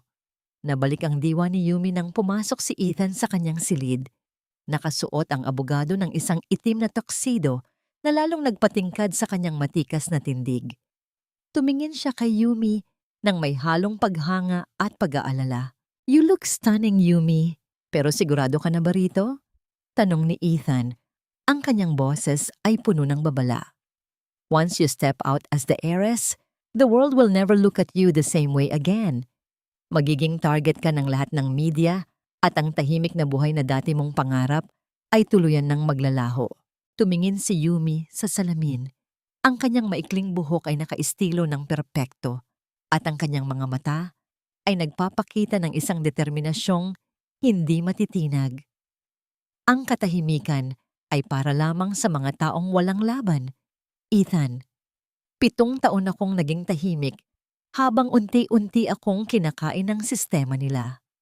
Ngayong gabi, tatanggapin ko ang ingay ng katotohanan. Dahan-dahang kinuha ni Yumi ang kanyang speech na nakasulat sa isang gintong papel. Binasa niya ang huling bahagi nito, isang bahaging wawasak sa lahat ng ilusyon ni Mark. Ang bawat salita ay itinanim niya sa kanyang isipan, tila mga punlong handang iputok. Nang dumating ang oras, ang grand ballroom ng hotel ay napuno ng kinang ng mga chandelier, ang tunog ng mga kubyertos na tumatama sa porselana, at ang mahinang usapan ng mga pinakamayamang tao sa bansa ay lumikha ng isang atmosfera ng karangyaan. Sa isang sulok, nakatayo si Mark. Hawak ang isang baso ng champagne. Pilit na nakikipag-usap sa mga dating board members na ngayon ay malamig ang pakikitungo sa kanya. Narinig niyo ba? Ang anak daw ni Don Eduardo ang magpapatakbo ng kumpanya simula bukas. Bulong ng isang manager. Sabi nila, matagal itong nawala at ngayon lang muling magpapakita. Nakinig ng maigi si Mark. Ang kanyang puso ay tumibok ng mabilis. Ito na ang pagkakataon niya. "Excuse me, sirs," singit ni Mark nang may pilit na ngiti. "Ako ang SVP ng Cavite branch. Malapit kami ni Don Eduardo. Sigurado akong magkakasundo kami ng kanyang anak." Ngumiti ng mapait ang mga board members at hindi sumagot. Ang tensyon sa loob ng silid ay lalong tumitindi habang papalapit ang oras ng anunsyo. Ang bawat isa ay nakatingin sa malaking entablado na nababalot ng pulang kurtina. Sa likod ng entablado, hinawakan ni Don Eduardo ang kamay ni Yumi. "Huwag kang matakot, anak. Ang dugo ng isang Alcacid ay hindi marunong sumuko." "Hindi ako natatakot, Dad," sagot ni Yumi. "Nasasabik lang ako." Bumukas ang mga pintuan ng ballroom at pumasok ang mga bodyguard. Ang katahimikan ay biglang bumalot sa buong paligid. Ang tunog ng isang pares ng stiletto na tumatama sa marmol na sahig ay tila isang ritmo ng isang nagbabadyang hatol. Bawat hakbang ay pamilyar. Bawat tunog ay tila isang alaala na pilit kinalimutan ni Mark. Naglakad si Yumi patungo sa entablado. Ang kanyang mukha ay natatakpan pa ng isang manipis na lace veil. Ngunit ang tindig niya, ang paraan ng kanyang paggalaw, ay nagpabagal sa paghinga ni Mark. Isang pamilyar na kaba ang sumakop sa dibdib ng lalaki. "Ang ganda niya," bulong ni Aling Martha. "Sino kaya siya?" Huminto ang babae sa gitna ng entablado. Dahan-dahang hinawakan ng MC ang mikropono. "Ladies and gentlemen, help us welcome the new chairman and CEO of Alcacid Group, the only daughter of Don Eduardo Alcacid." Dahan-dahang itinaas ni Yumi ang kanyang mga kamay upang tanggalin ang veil. Sa sandaling iyon, ang lahat ng ilaw ay nakatutok sa kanya. Ang kanyang mga mata ay diretsong tumingin sa direksyon kung saan nakatayo si Mark. "Good evening, everyone." Ang boses ni Yumi ay umalingaw-ngaw sa buong ballroom. Malamig, malinaw, at puno ng awtoridad. Nalaglag ang baso ng champagne mula sa kamay ni Mark. Ang tunog ng pagkabasag ng kristal sa sahig ay tila ang tunog ng kanyang sariling buhay na gumuho sa isang saglit. Ang kanyang mga labi ay nangatal at ang kanyang mukha ay nawalan ng kulay. "Yumi?" Ang tanging bulong na lumabas sa kanyang bibig, habang ang buong mundo niya ay nagsisimulang umikot ng pabaliktad. Ang pagkalat ng mga piraso ng kristal sa makinis na sahig ay tila ang tunog ng pagguho ng bawat pangarap na binuo ni Mark sa loob ng 7 taon. Ang bawat butil ng champagne ay tumalsik sa kanyang rented na sapatos, ngunit hindi niya ito naramdaman. Ang kanyang buong atensyon ay nakapako sa babaeng nakatayo sa ilalim ng nagniningning na chandelier. Ang babaeng dati ay amoy pawis at may mantsa ng uling sa muka, ay ngayon ay tila isang diwata ng katarungan na nababalot ng pulang sutla. Yumi?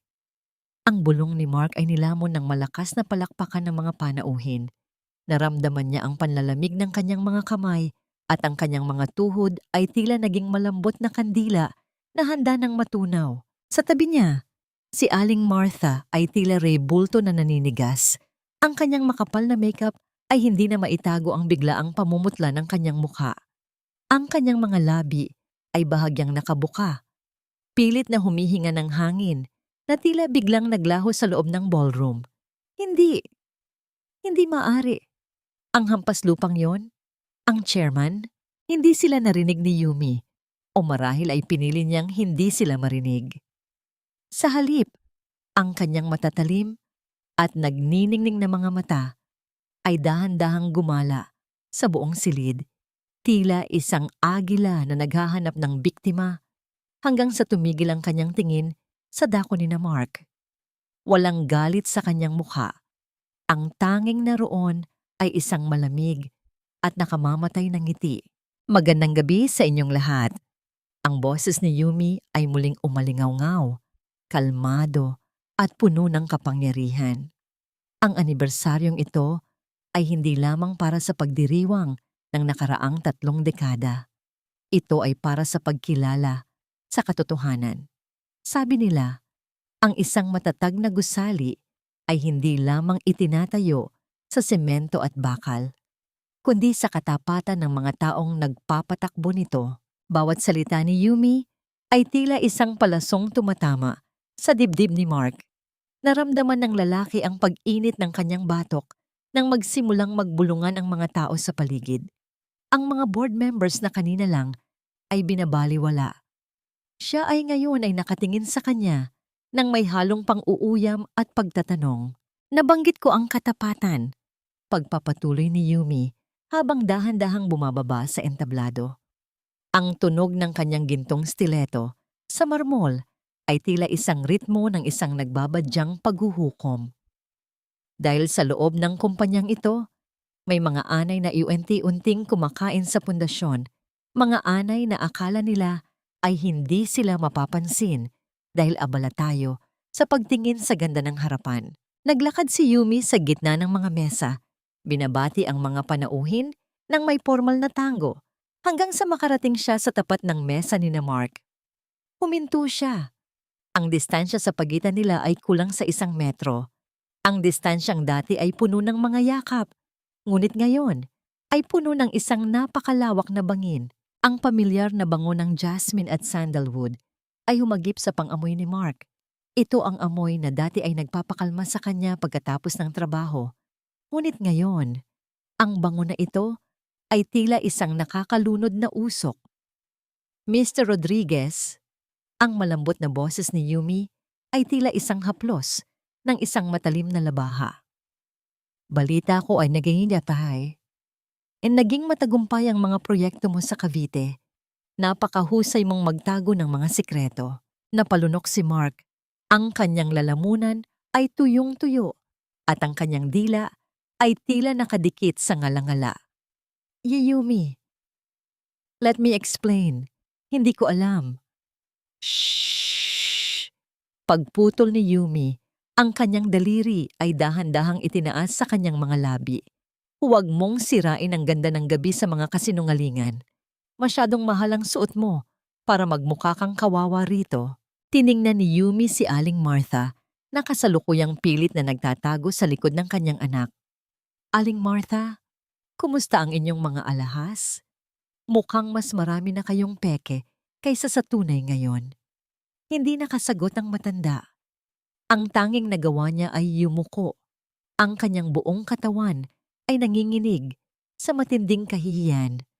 Ang mga socialites sa paligid ay nagsimulang magtakip ng kanilang mga bibig habang nagbubulungan. Ang ilan ay lihim na kumukuha ng larawan ng nagaganap na eksena. Dahan-dahang inabot ni Yumi ang isang baso ng champagne mula sa isang waiter na dumaan. Iniangat niya ito sa tapat ni Mark. Para sa iyong huling gabi, bilang Senior Vice President, Mark, Naway matandaan mo ang lasa ng tagumpay na ninakaw mo dahil bukas, ang tanging matitira sa iyo ay ang pait ng iyong mga ginawa. Uminom si Yumi ng isang maliit na lagok. Pagkatapos ay tumalikod siya ng walang pag-aalinlangan. Ang kanyang pulang bestido ay tila isang apoy na lumalayo sa madilim na sulok kung nasaan sina Mark. Iniwan niya silang dalawa na nakatayo roon, tila mga dumi na hindi nararapat sa gitna ng kinang ng ballroom. Nabalik lamang ang diwa ni Mark nang marinig niya ang boses ni Ethan sa likuran niya.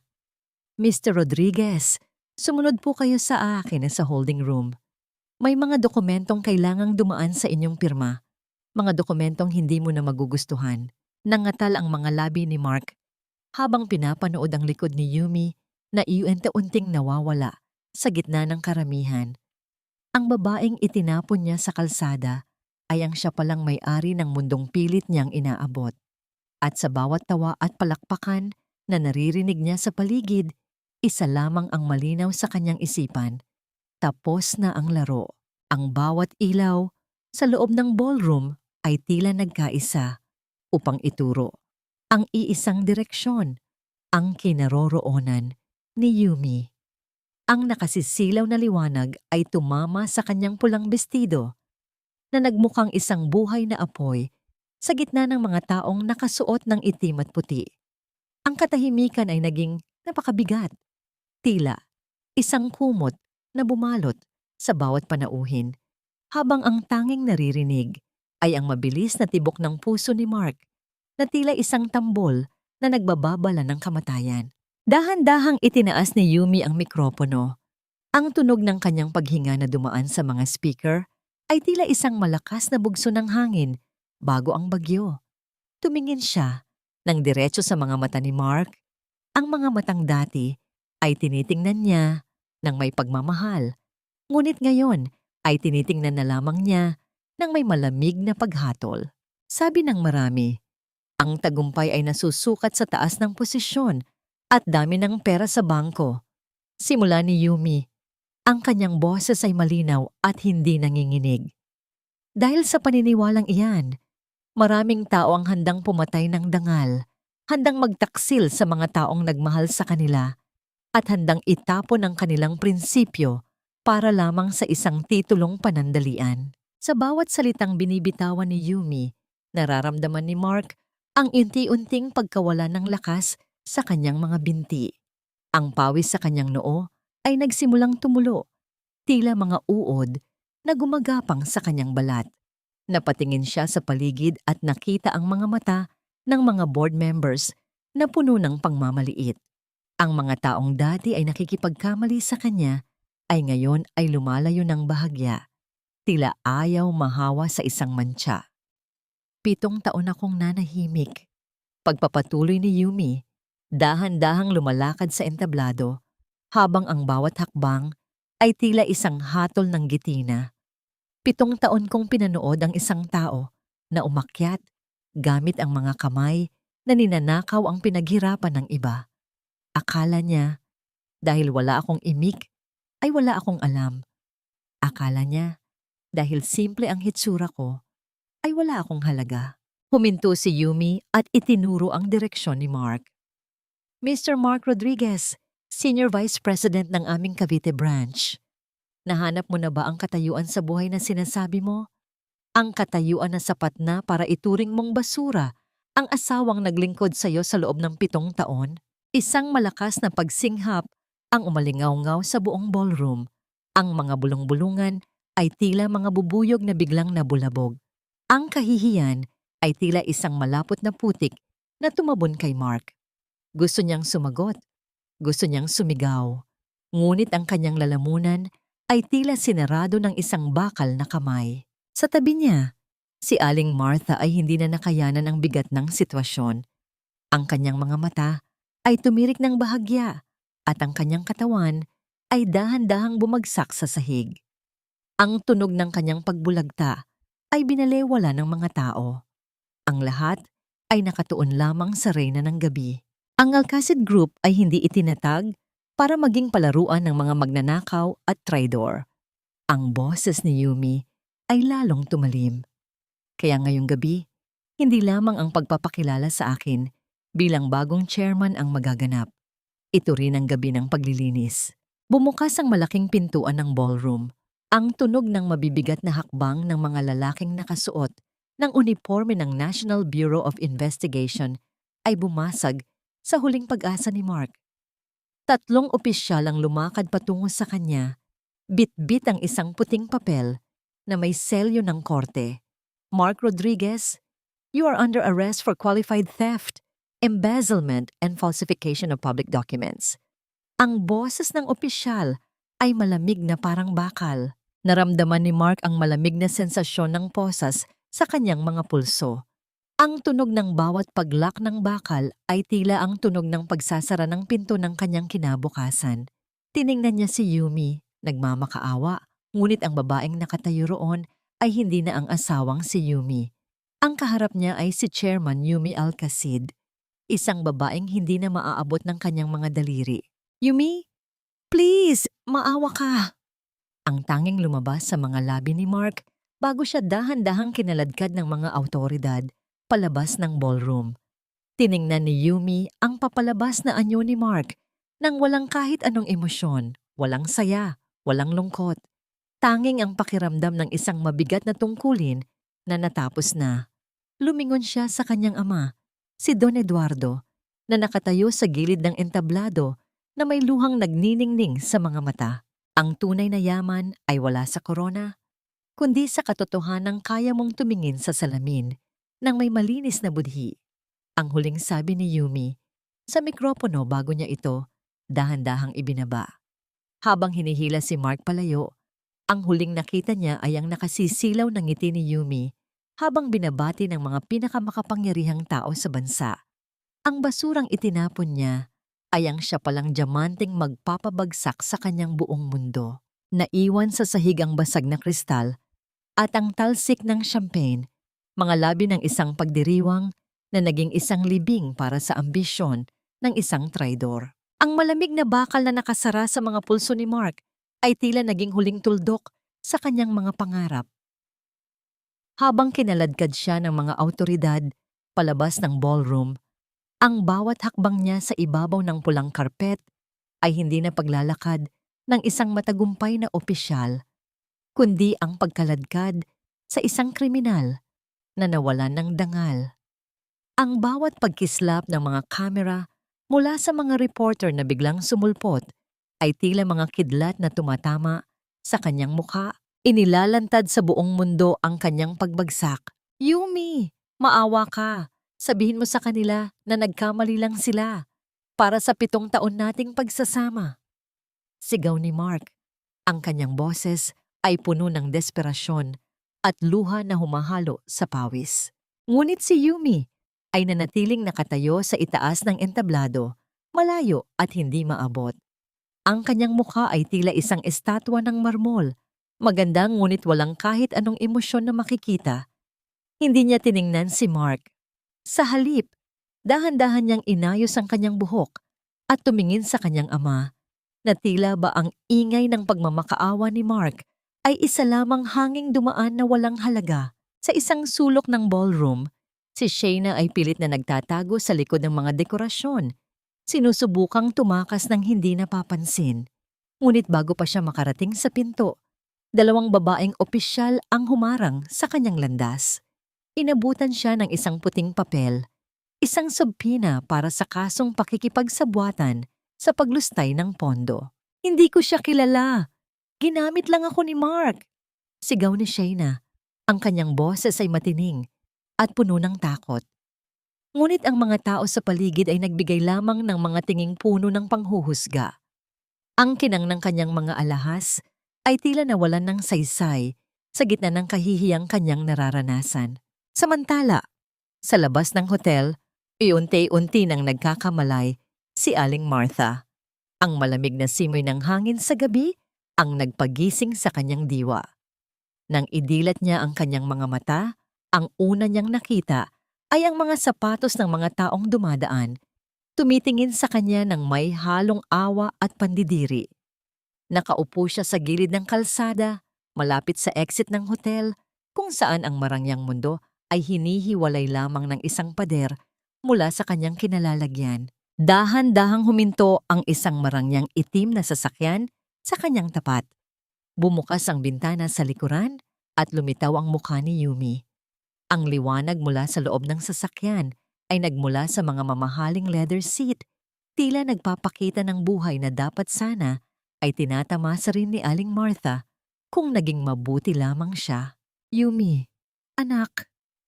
Ang nanginginig na boses ni Aling Martha ay halos hindi marinig. Patawarin mo kami. Nagkamali kami. Huwag mong hayaang mabulok si Mark sa kulungan. Ikaw na lang ang pag-asa namin. Tinitigan ni Yumi ang matanda. Naalala niya ang lahat ng gabi na pinalaya siya nito sa kusina, ang lahat ng beses na tinawag siyang basura, at ang bawat pagkakataon na pinagkaitan siya ng pagkain habang siya ang nagluluto.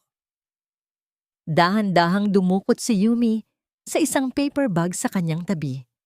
Inilabas niya ang isang piraso ng matigas at lumang tinapay, ang parehong tinapay na madalas ibigay sa kanya ni Aling Martha bilang hapunan noon. Dahan-dahang iniabot ni Yumi ang tinapay sa matanda. Ang tunog ng pagtama ng papel sa mga kamay ni Aling Martha ay tila tunog ng isang sumpa na nagkatotoo. Ito na lang ang maibibigay ko sa inyo, Aling Martha. Ang boses ni Yumi ay malambot, ngunit kasing lamig ng yelo. Sabi niyo noon, ang mga tulad ko ay dapat manatili sa putikan at kumain ng mumo. Ngayon, narito na kayo kung saan niyo ako gustong makita noon. Huwag kayong mag-alala. Hindi ko kayo hahayaang mamatay sa gutom, pero hinding-hindi ko rin kayo hahayaang makatikim muli ng karangyaan. Yumi! Gumaralgal ang tinig ng matanda. Yakap-yakap ang tinapay na tila ba ito na ang pinakamahalagang bagay sa mundo. Ang 7 taon ng aking pagtitiis ay bayad na ngayong gabi. Pagpapatuloy ni Yumi, habang unti-unting itinataas ang bintana ng sasakyan. Ang bawat patak ng luha ko ay katumbas ng bawat sentimong nawala sa inyo. Goodbye, Aling Martha. Sana ay mabusog kayo sa inyong pagmamataas. Ang sasakyan ay dahan-dahang umalis. Iniwan ang matanda na nakaluhod sa semento. Yakap ang isang matigas na tinapay sa ilalim ng malamig na ulan na nagsimula ng pumatak. Ang tunog ng makina ng sasakyan na lumalayo ay tila huling himig ng isang buhay na kailanman ay hindi na muling babalik sa kanila. Sa loob ng sasakyan, isinandal ni Yumi ang kanyang ulo sa balikat ng kanyang ama. Ang panginginig ng kanyang mga kamay ay unti-unti nang nawawala. Sa labas, ang mga ilaw ng lungsod ay naglalakbay ng mabilis, tila binubura ang bawat bakas ng sakit ng nakaraan. Naramdaman ni Yumi ang bigat ng kanyang puso na unti-unti nang gumaan. Ang pagbagsak ng mga mapagmataas ay hindi nagdala ng kagalakan, kundi isang malalim na pakiramdam ng katarungan. Ang kabanata ng kanyang pagiging biktima ay tuluyan ng natapos, at sa harap niya, ang isang bagong umaga ay dahan-dahang sumisilip sa abot tanaw. Tapos na, Dad, bulong ni Yumi habang nakapikit ang mga mata. Simula pa lang ito, anak, tugon ni Don Eduardo habang hinahaplos ang kamay ng kanyang magiting na prinsesa. Simula ng iyong tunay na paghahari. Yumi, alam kong mahal mo pa ako. 7 taon iyon, Yumi. Hindi mo kayang itapon ang lahat ng pinagsamahan natin ng ganoon na lang. Ang boses ni Mark ay pumiyok sa gitna ng katahimikan ng visiting room ng piitan. Nakaupo siya sa likod ng makapal na salamin. Ang kanyang suot na kulay kahel na uniforme ay tila isang mantsa sa kanyang dating malinis na imahe. Ang kanyang buhok ay gulo-gulo. Ang kanyang mga mata ay namumula sa puyat at pag-iyak. At ang kanyang mga kamay ay nanginginig habang pilit na inaabot ang salamin na humaharang sa kanila. Tumingin si Yumi sa lalaking nasa harap niya. Walang galit sa kanyang mga mata, walang pait, at lalong walang pag-ibig. Ang tanging naroon ay isang malalim na pakiramdam ng kawalan. Nakasuot si Yumi ng isang simpleng puting blusa at itim na slacks. Isang anyo na nagpapakita ng kalinisan at kapayapaan ng loob. Ang bawat detalye ng kanyang hitsura ay nagpapaalala kay Mark kung gaano kalayo na ang narating ng babaeng dati ay inaapi-api niya sa kusina. 7 taon, Mark. Ang boses ni Yumi ay malumanay, tila isang hanging dumadaloy sa gitna ng mainit na silid. 7 taon akong nabulag sa paniniwalang ang pag-ibig ay sapat na. 7 taon kong ibinigay ang aking dangal para lang maging maayos ang pagsasama natin. Pero sa 7 taon na yon, hinding-hindi mo ako nakita.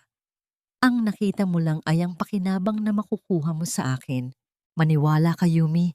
Nagsisisi na ako. Si Shaina, ginamit lang niya ako. Ikaw lang ang tunay na nagmahal sa akin. Pagmamakaawa ni Mark, ang kanyang mga luha ay nagsimulang pumatak sa ibabaw ng lamesa. Iurong mo na ang kaso, please. Gagawin ko ang lahat. Magpapakabait na ako. Babalik tayo sa dati. Isang tipid na ngiti ang sumilay sa mga labi ni Yumi. Isang nga sa ngiti na puno ng pait at karunungan. Bumalik sa dati? Sa panahong kailangan kong humingi ng tawad dahil lang sa tumapong sabaw? Sa panahong kailangan kong tiisin ang bawat sampal ng mga salita mo at ng nanay mo? Mark, ang Yumi na kilala mo ay matagal nang namatay. Pinatay mo siya noong gabing inilapag mo ang divorce papers sa gitna ng ating anibersaryo. Dahan-dahang kinuha ni Yumi ang isang maliit na pelus na kahon mula sa kanyang bag. Inilapag niya ito sa ibabaw ng lamesa. Nang buksan niya ito, kumislap ang gintong wedding ring na 7 taon niyang isinuot nang may pagmamalaki. Ang tunog ng pagtama ng singsing sa lamesa ay tila isang pinal na hatol. Narito ako, hindi para makipagbalikan, kundi para ibigay ang huling piraso ng aking nakaraan, sabi ni Yumi. Ang singsing na ito ay simbolo ng aking katangahan noon, pero ngayon, ito ay simbolo ng aking kalayaan. Ipinapasa ko na sa iyo ang lahat ng bigat at sakit na idinulot nito. Yumi, huwag! Huwag mo akong iwan dito, sigaw ni Mark, habang pilit na kinakalampag ang salamin. Ang tunog ng kanyang mga palad na tumatama sa matigas na harang ay umalingaw-ngaw sa buong silid, ngunit walang sino mang lumingon. Ang bawat sigaw niya ay tila nilalamon ng malamig na pader ng piitan. Tumayo si Yumi ng tuwid. Sa unang pagkakataon, naramdaman niya ang tunay na gaan ng kanyang paghinga. Ang bawat pangarap na dinurog ni Mark ay unti-unti nang nabubuo muli sa kanyang isipan. Ngunit sa pagkakataong ito, hindi na si Mark ang sentro nito. Hindi kita pinaparusahan dahil sa galit, Mark. Pinaparusahan kita dahil sa katarungan. Ang huling sabi ni Yumi. Sana ay mahanap mo ang iyong sarili sa loob ng rehas na ito dahil sa labas, wala ka nang babalikan. Tumalikod si Yumi at naglakad patungo sa exit. Ang tunog ng kanyang bawat hakbang sa semento ay tila isang ritmo ng isang bagong simula. Narinig niya ang huling pagsigaw ni Mark ng kanyang pangalan, ngunit hindi na siya lumingon. Ang anino ni Mark sa likod ng salamin ay unti-unting lumiliit, hanggang sa ito ay tuluyang maglaho sa dilim ng koridor. Nang lumabas si Yumi sa gate ng detention center, sinalubong siya ng mainit na sikat ng araw. Ang langit ay asul na asul at ang hangin ay sariwa. Sa di kalayuan, nakita niya ang sasakyan ng kanyang ama. At sa tabi nito ay nakatayo si Ethan. Ang nangiti ni Ethan ay puno ng pag-unawa at suporta. Tapos na ba? Tanong ni Ethan nang makalapit si Yumi. Tapos na, sagot ni Yumi habang tinitingnan ng kanyang malinis na mga kamay. Wala na ang singsing, wala na ang mantsa, at higit sa lahat, wala na ang sakit. Dahan-dahang pumasok si Yumi sa sasakyan, ngunit bago ito umandar, lumingon muna siya sa huling pagkakataon sa malaking pader ng bilangguan. Isang lihim na pangako ang kanyang binuo sa kanyang puso. Isang pangako na hinding-hindi na niya muling hahayaang mawala ang kanyang sarili para sa ibang tao. Saan tayo, senyorita? Tanong ni Mang Lito mula sa driver's seat. Sa sementeryo, Mang Lito, bulong ni Yumi. Gusto kong ibalita kay Mama na ang kanyang prinsesa ay nakahanap na ng sarili niyang kaharian. Habang umaandar ang sasakyan palayo, isang puting paru-paro ang sumabay sa kanilang biyahe. Tila isang simbolo ng isang kaluluwang malaya na mula sa pagkakagapos. Ang bawat kilometrong nilalakbay nila ay tila naglalayo kay Yumi sa pait ng kahapon, patungo sa isang bukas na puno ng pag-asa. Ngunit sa gitna ng kanyang katahimikan, isang tanong ang pumasok sa kanyang isipan. Sapat na ba ang katarungang ito para tuluyang mahilom ang sugat ng 7 taon? O mayroon pa bang isang huling pagsubok na naghihintay sa kanya bago ang tuluyang kapayapaan? 1 taon ang mabilis na lumipas, tila isang agos ng ilog na dahan-dahang naglilinis sa mga bakas ng putik sa dalampasigan. Ang bintana ng opisina ni Yumi sa pinakamataas na palapag ng Alcacid Tower ay nakabukas. Hinahayaan ang sariwang hangin ng umaga na pumasok at humalo sa bango ng bagong pafa na kape. Wala na ang amoy ng lansa at usok ng kusina na dati ay nakadikit sa kanyang balat. Ang suot niya ngayon ay isang formal na puting blazer na nagpapakita ng kanyang awtoridad bilang CEO, ngunit ang kanyang mga mata ay nananatiling may bahid ng kababaang loob na natutunan niya sa gitna ng pagdurusa. Senyorita, narito na po ang listahan ng mga unang benepisyaryo ng Yumi Alcacid Foundation. Ang malumanay na boses ni Ethan ay bumasag sa katahimikan. Lumapit ang abogado at inilapag ang folders sa mesa. Ang pundasyong ito ang naging brainchild ni Yumi, isang center para sa mga kababaihang biktima ng domestic abuse at financial gaslighting. Gusto ni Yumi na gamitin ang kanyang yaman para masiguradong wala ng ibang babaeng makakaranas ng 7 taon ng dilim na pinagdaanan niya. Salamat, Ethan.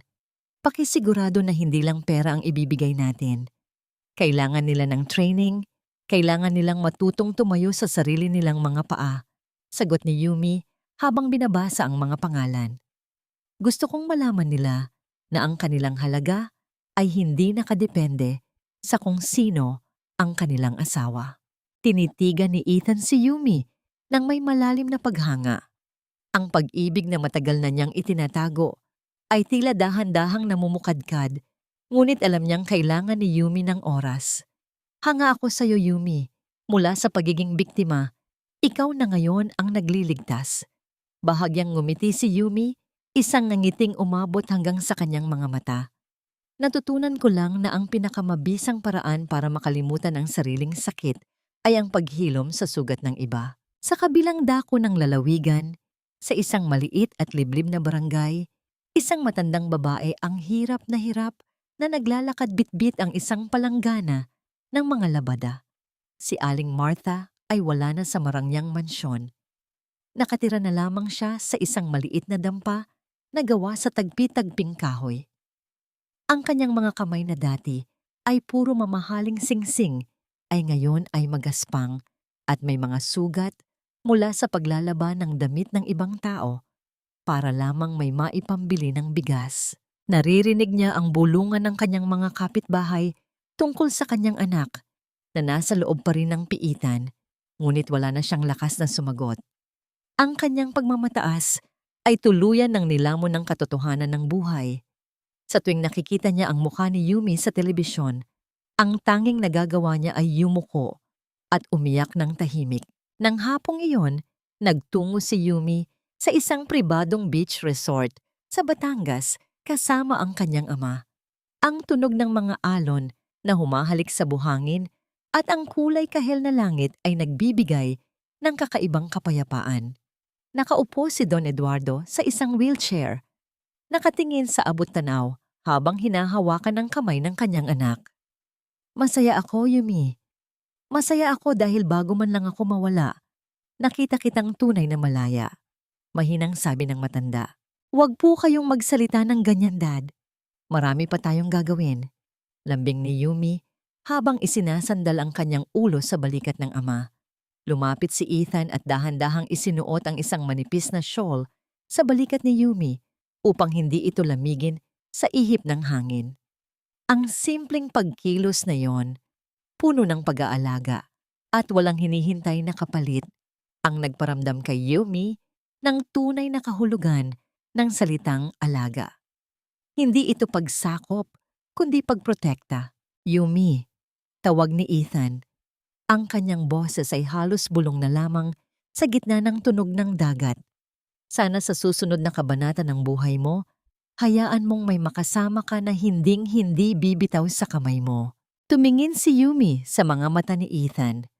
Sa unang pagkakataon sa loob ng maraming taon, naramdaman niya ang isang pamilyar na kaba sa kanyang dibdib. Hindi kaba ng takot, kundi ang kilig ng isang pusong muling nagbubukas. Siguro, sa tamang panahon, Ethan. Pero sa ngayon, sapat na sa akin na alam kong may mga taong tapat na nagbabantay sa akin. Dahan-dahang uminom si Yumi ng tsaa habang pinapanood ang paglubog ng araw. Ang bawat luhang pumatak noon ay tila naging mga perlas ng karunungan sa kanyang puso.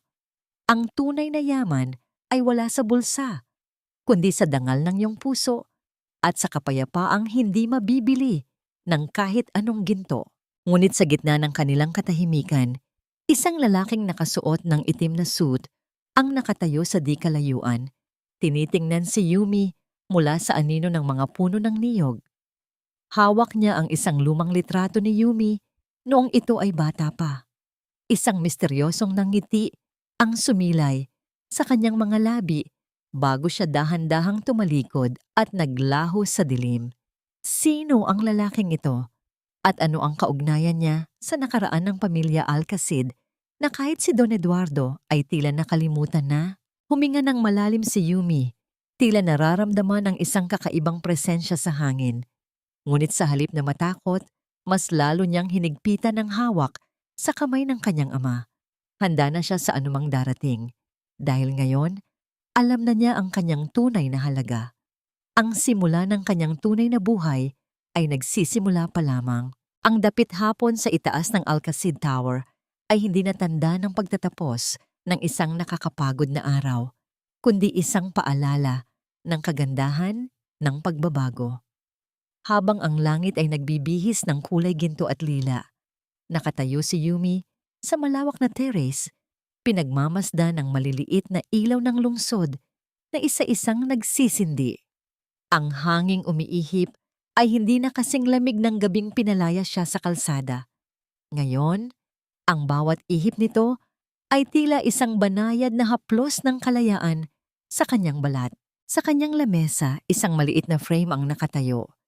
Hindi ito larawan ng yaman o kapangyarihan, kundi ang huling litrato ng kanyang ina na nakangiti sa gitna ng isang simpleng hardin. Sa tabi nito ay ang unang ulat ng kanyang pundasyon, libu-libong kababaihan na ang nabigyan ng bagong pagkakataon, mga pusong muling nabuo dahil sa isang babaeng hindi sumuko sa dilim. Naisip ni Yumi ang tanong na madalas ibato sa kanya ng mundo. Napatawad na ba niya ang mga taong dumurog sa kanya?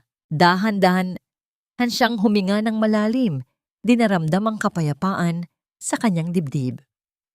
Ang pagpapatawad ay hindi nangangahulugang kinalimutan na niya ang pait o tinatanggap niya ang ginawa ni Mark at Aling Martha. Ang pagpapatawad para kay Yumi ay ang pagpapasya na huwag nang bitbitin ang laso ng galit. Hinayaan na niya ang batas at ang tadhana na gumawa ng kanilang tungkulin. Si Mark ay nananatiling bilanggo ng kanyang sariling mga kasalanan sa loob ng rehas, habang si Aling Martha ay biktima ng sarili niyang pagmamataas sa isang maliit na dampa. Para kay Yumi, ang hindi na pag-iisip sa kanila nang may galit ang siyang tunay na anyo ng kapatawaran. Pinatawad na niya ang kanyang sarili sa pagiging bulag noon, at iyon ang pinakamahalagang tagumpay. Naramdaman ni Yumi ang presensya ng isang tao sa kanyang likuran. Hindi na niya kailangang lumingon para malaman kung sino ito. Ang tunog ng mga hakbang ni Ethan ay pamilyar na sa kanyang puso. Isang ritmong nagbibigay ng katiyakan at seguridad. Tapos na ang oras ng trabaho, Yumi. Naghihintay ang iyong daddy sa baba para sa inyong hapunan. Ang malambot na boses ni Ethan ay tila isang mainit na kumot Sa gitna ng malamig na gabi, humarap si Yumi at tumingin sa mga mata ng lalaking nanatili sa kanyang tabi, hindi bilang isang hagdan patungo sa kapangyarihan, kundi bilang isang katuwang sa pagbuo ng mga pangarap. Salamat, Ethan. Salamat sa hindi pagsuko sa akin, kahit noong ako mismo ay gustong sumuko na sa sarili ko. Dahan-dahang hinawakan ni Ethan ang kamay ni Yumi. Walang pilit, walang pagmamadali. Ang init ng kanilang mga palad na nagdikit ay simbolo ng isang pag-ibig na dahan-dahang hinilom ng panahon. Ang paglalakbay mo ay hindi madali, Yumi. Pero tignan mo kung nasaan ka na ngayon. Hindi ka lang nakabangon. Ikaw ang naging liwanag ng marami. Habang naglalakad sila patungo sa elevator, lumingon si Yumi sa huling pagkakataon sa malawak na langit. Ang aral na baon niya ay malinaw na ngayon. Ang tunay na yaman ng isang tao ay hindi na susukat sa kislap ng mga diamante o sa taas ng gusaling kanyang pag-aari. Ang tunay na kayamanan ay ang dangal na nananatiling buo sa kabila ng mga bagyo, ang katapatan sa sarili at ang kakayahang magmahal muli pagkatapos madurog. Ang 7 taon ng kanyang pagtitiis ay naging matibay na pundasyon ng kanyang kasalukuyan. Ang bawat luhang pumatak ay naging hamog na nagpatubo sa mga bulaklak ng kanyang bagong simula. Sa huling tunog ng pagsara ng pinto ng elevator, ang katahimikan ng gusali ay naging saksi sa isang katotohanan. Ang isang Alcacid ay maaaring masaktan, maaaring malugmok, ngunit kailanman ay hindi tuluyang magagapi. Ang gabi ay lumalim, ngunit para kay Yumi, ang bawat bituin sa langit ay isang pangako ng isang bukas na puno ng pag-asa, katarungan, at tunay na ligaya. Ang kanyang korona ay hindi nagawa sa ginto, kundi sa katatagan ng kanyang kaluluwa. At sa gitna ng katahimikan ng gabi, ang tanging maririnig ay ang bulong ng hangin, isang himig ng tagumpay para sa isang pusong nakahanap na ng kanyang tunay na tahanan.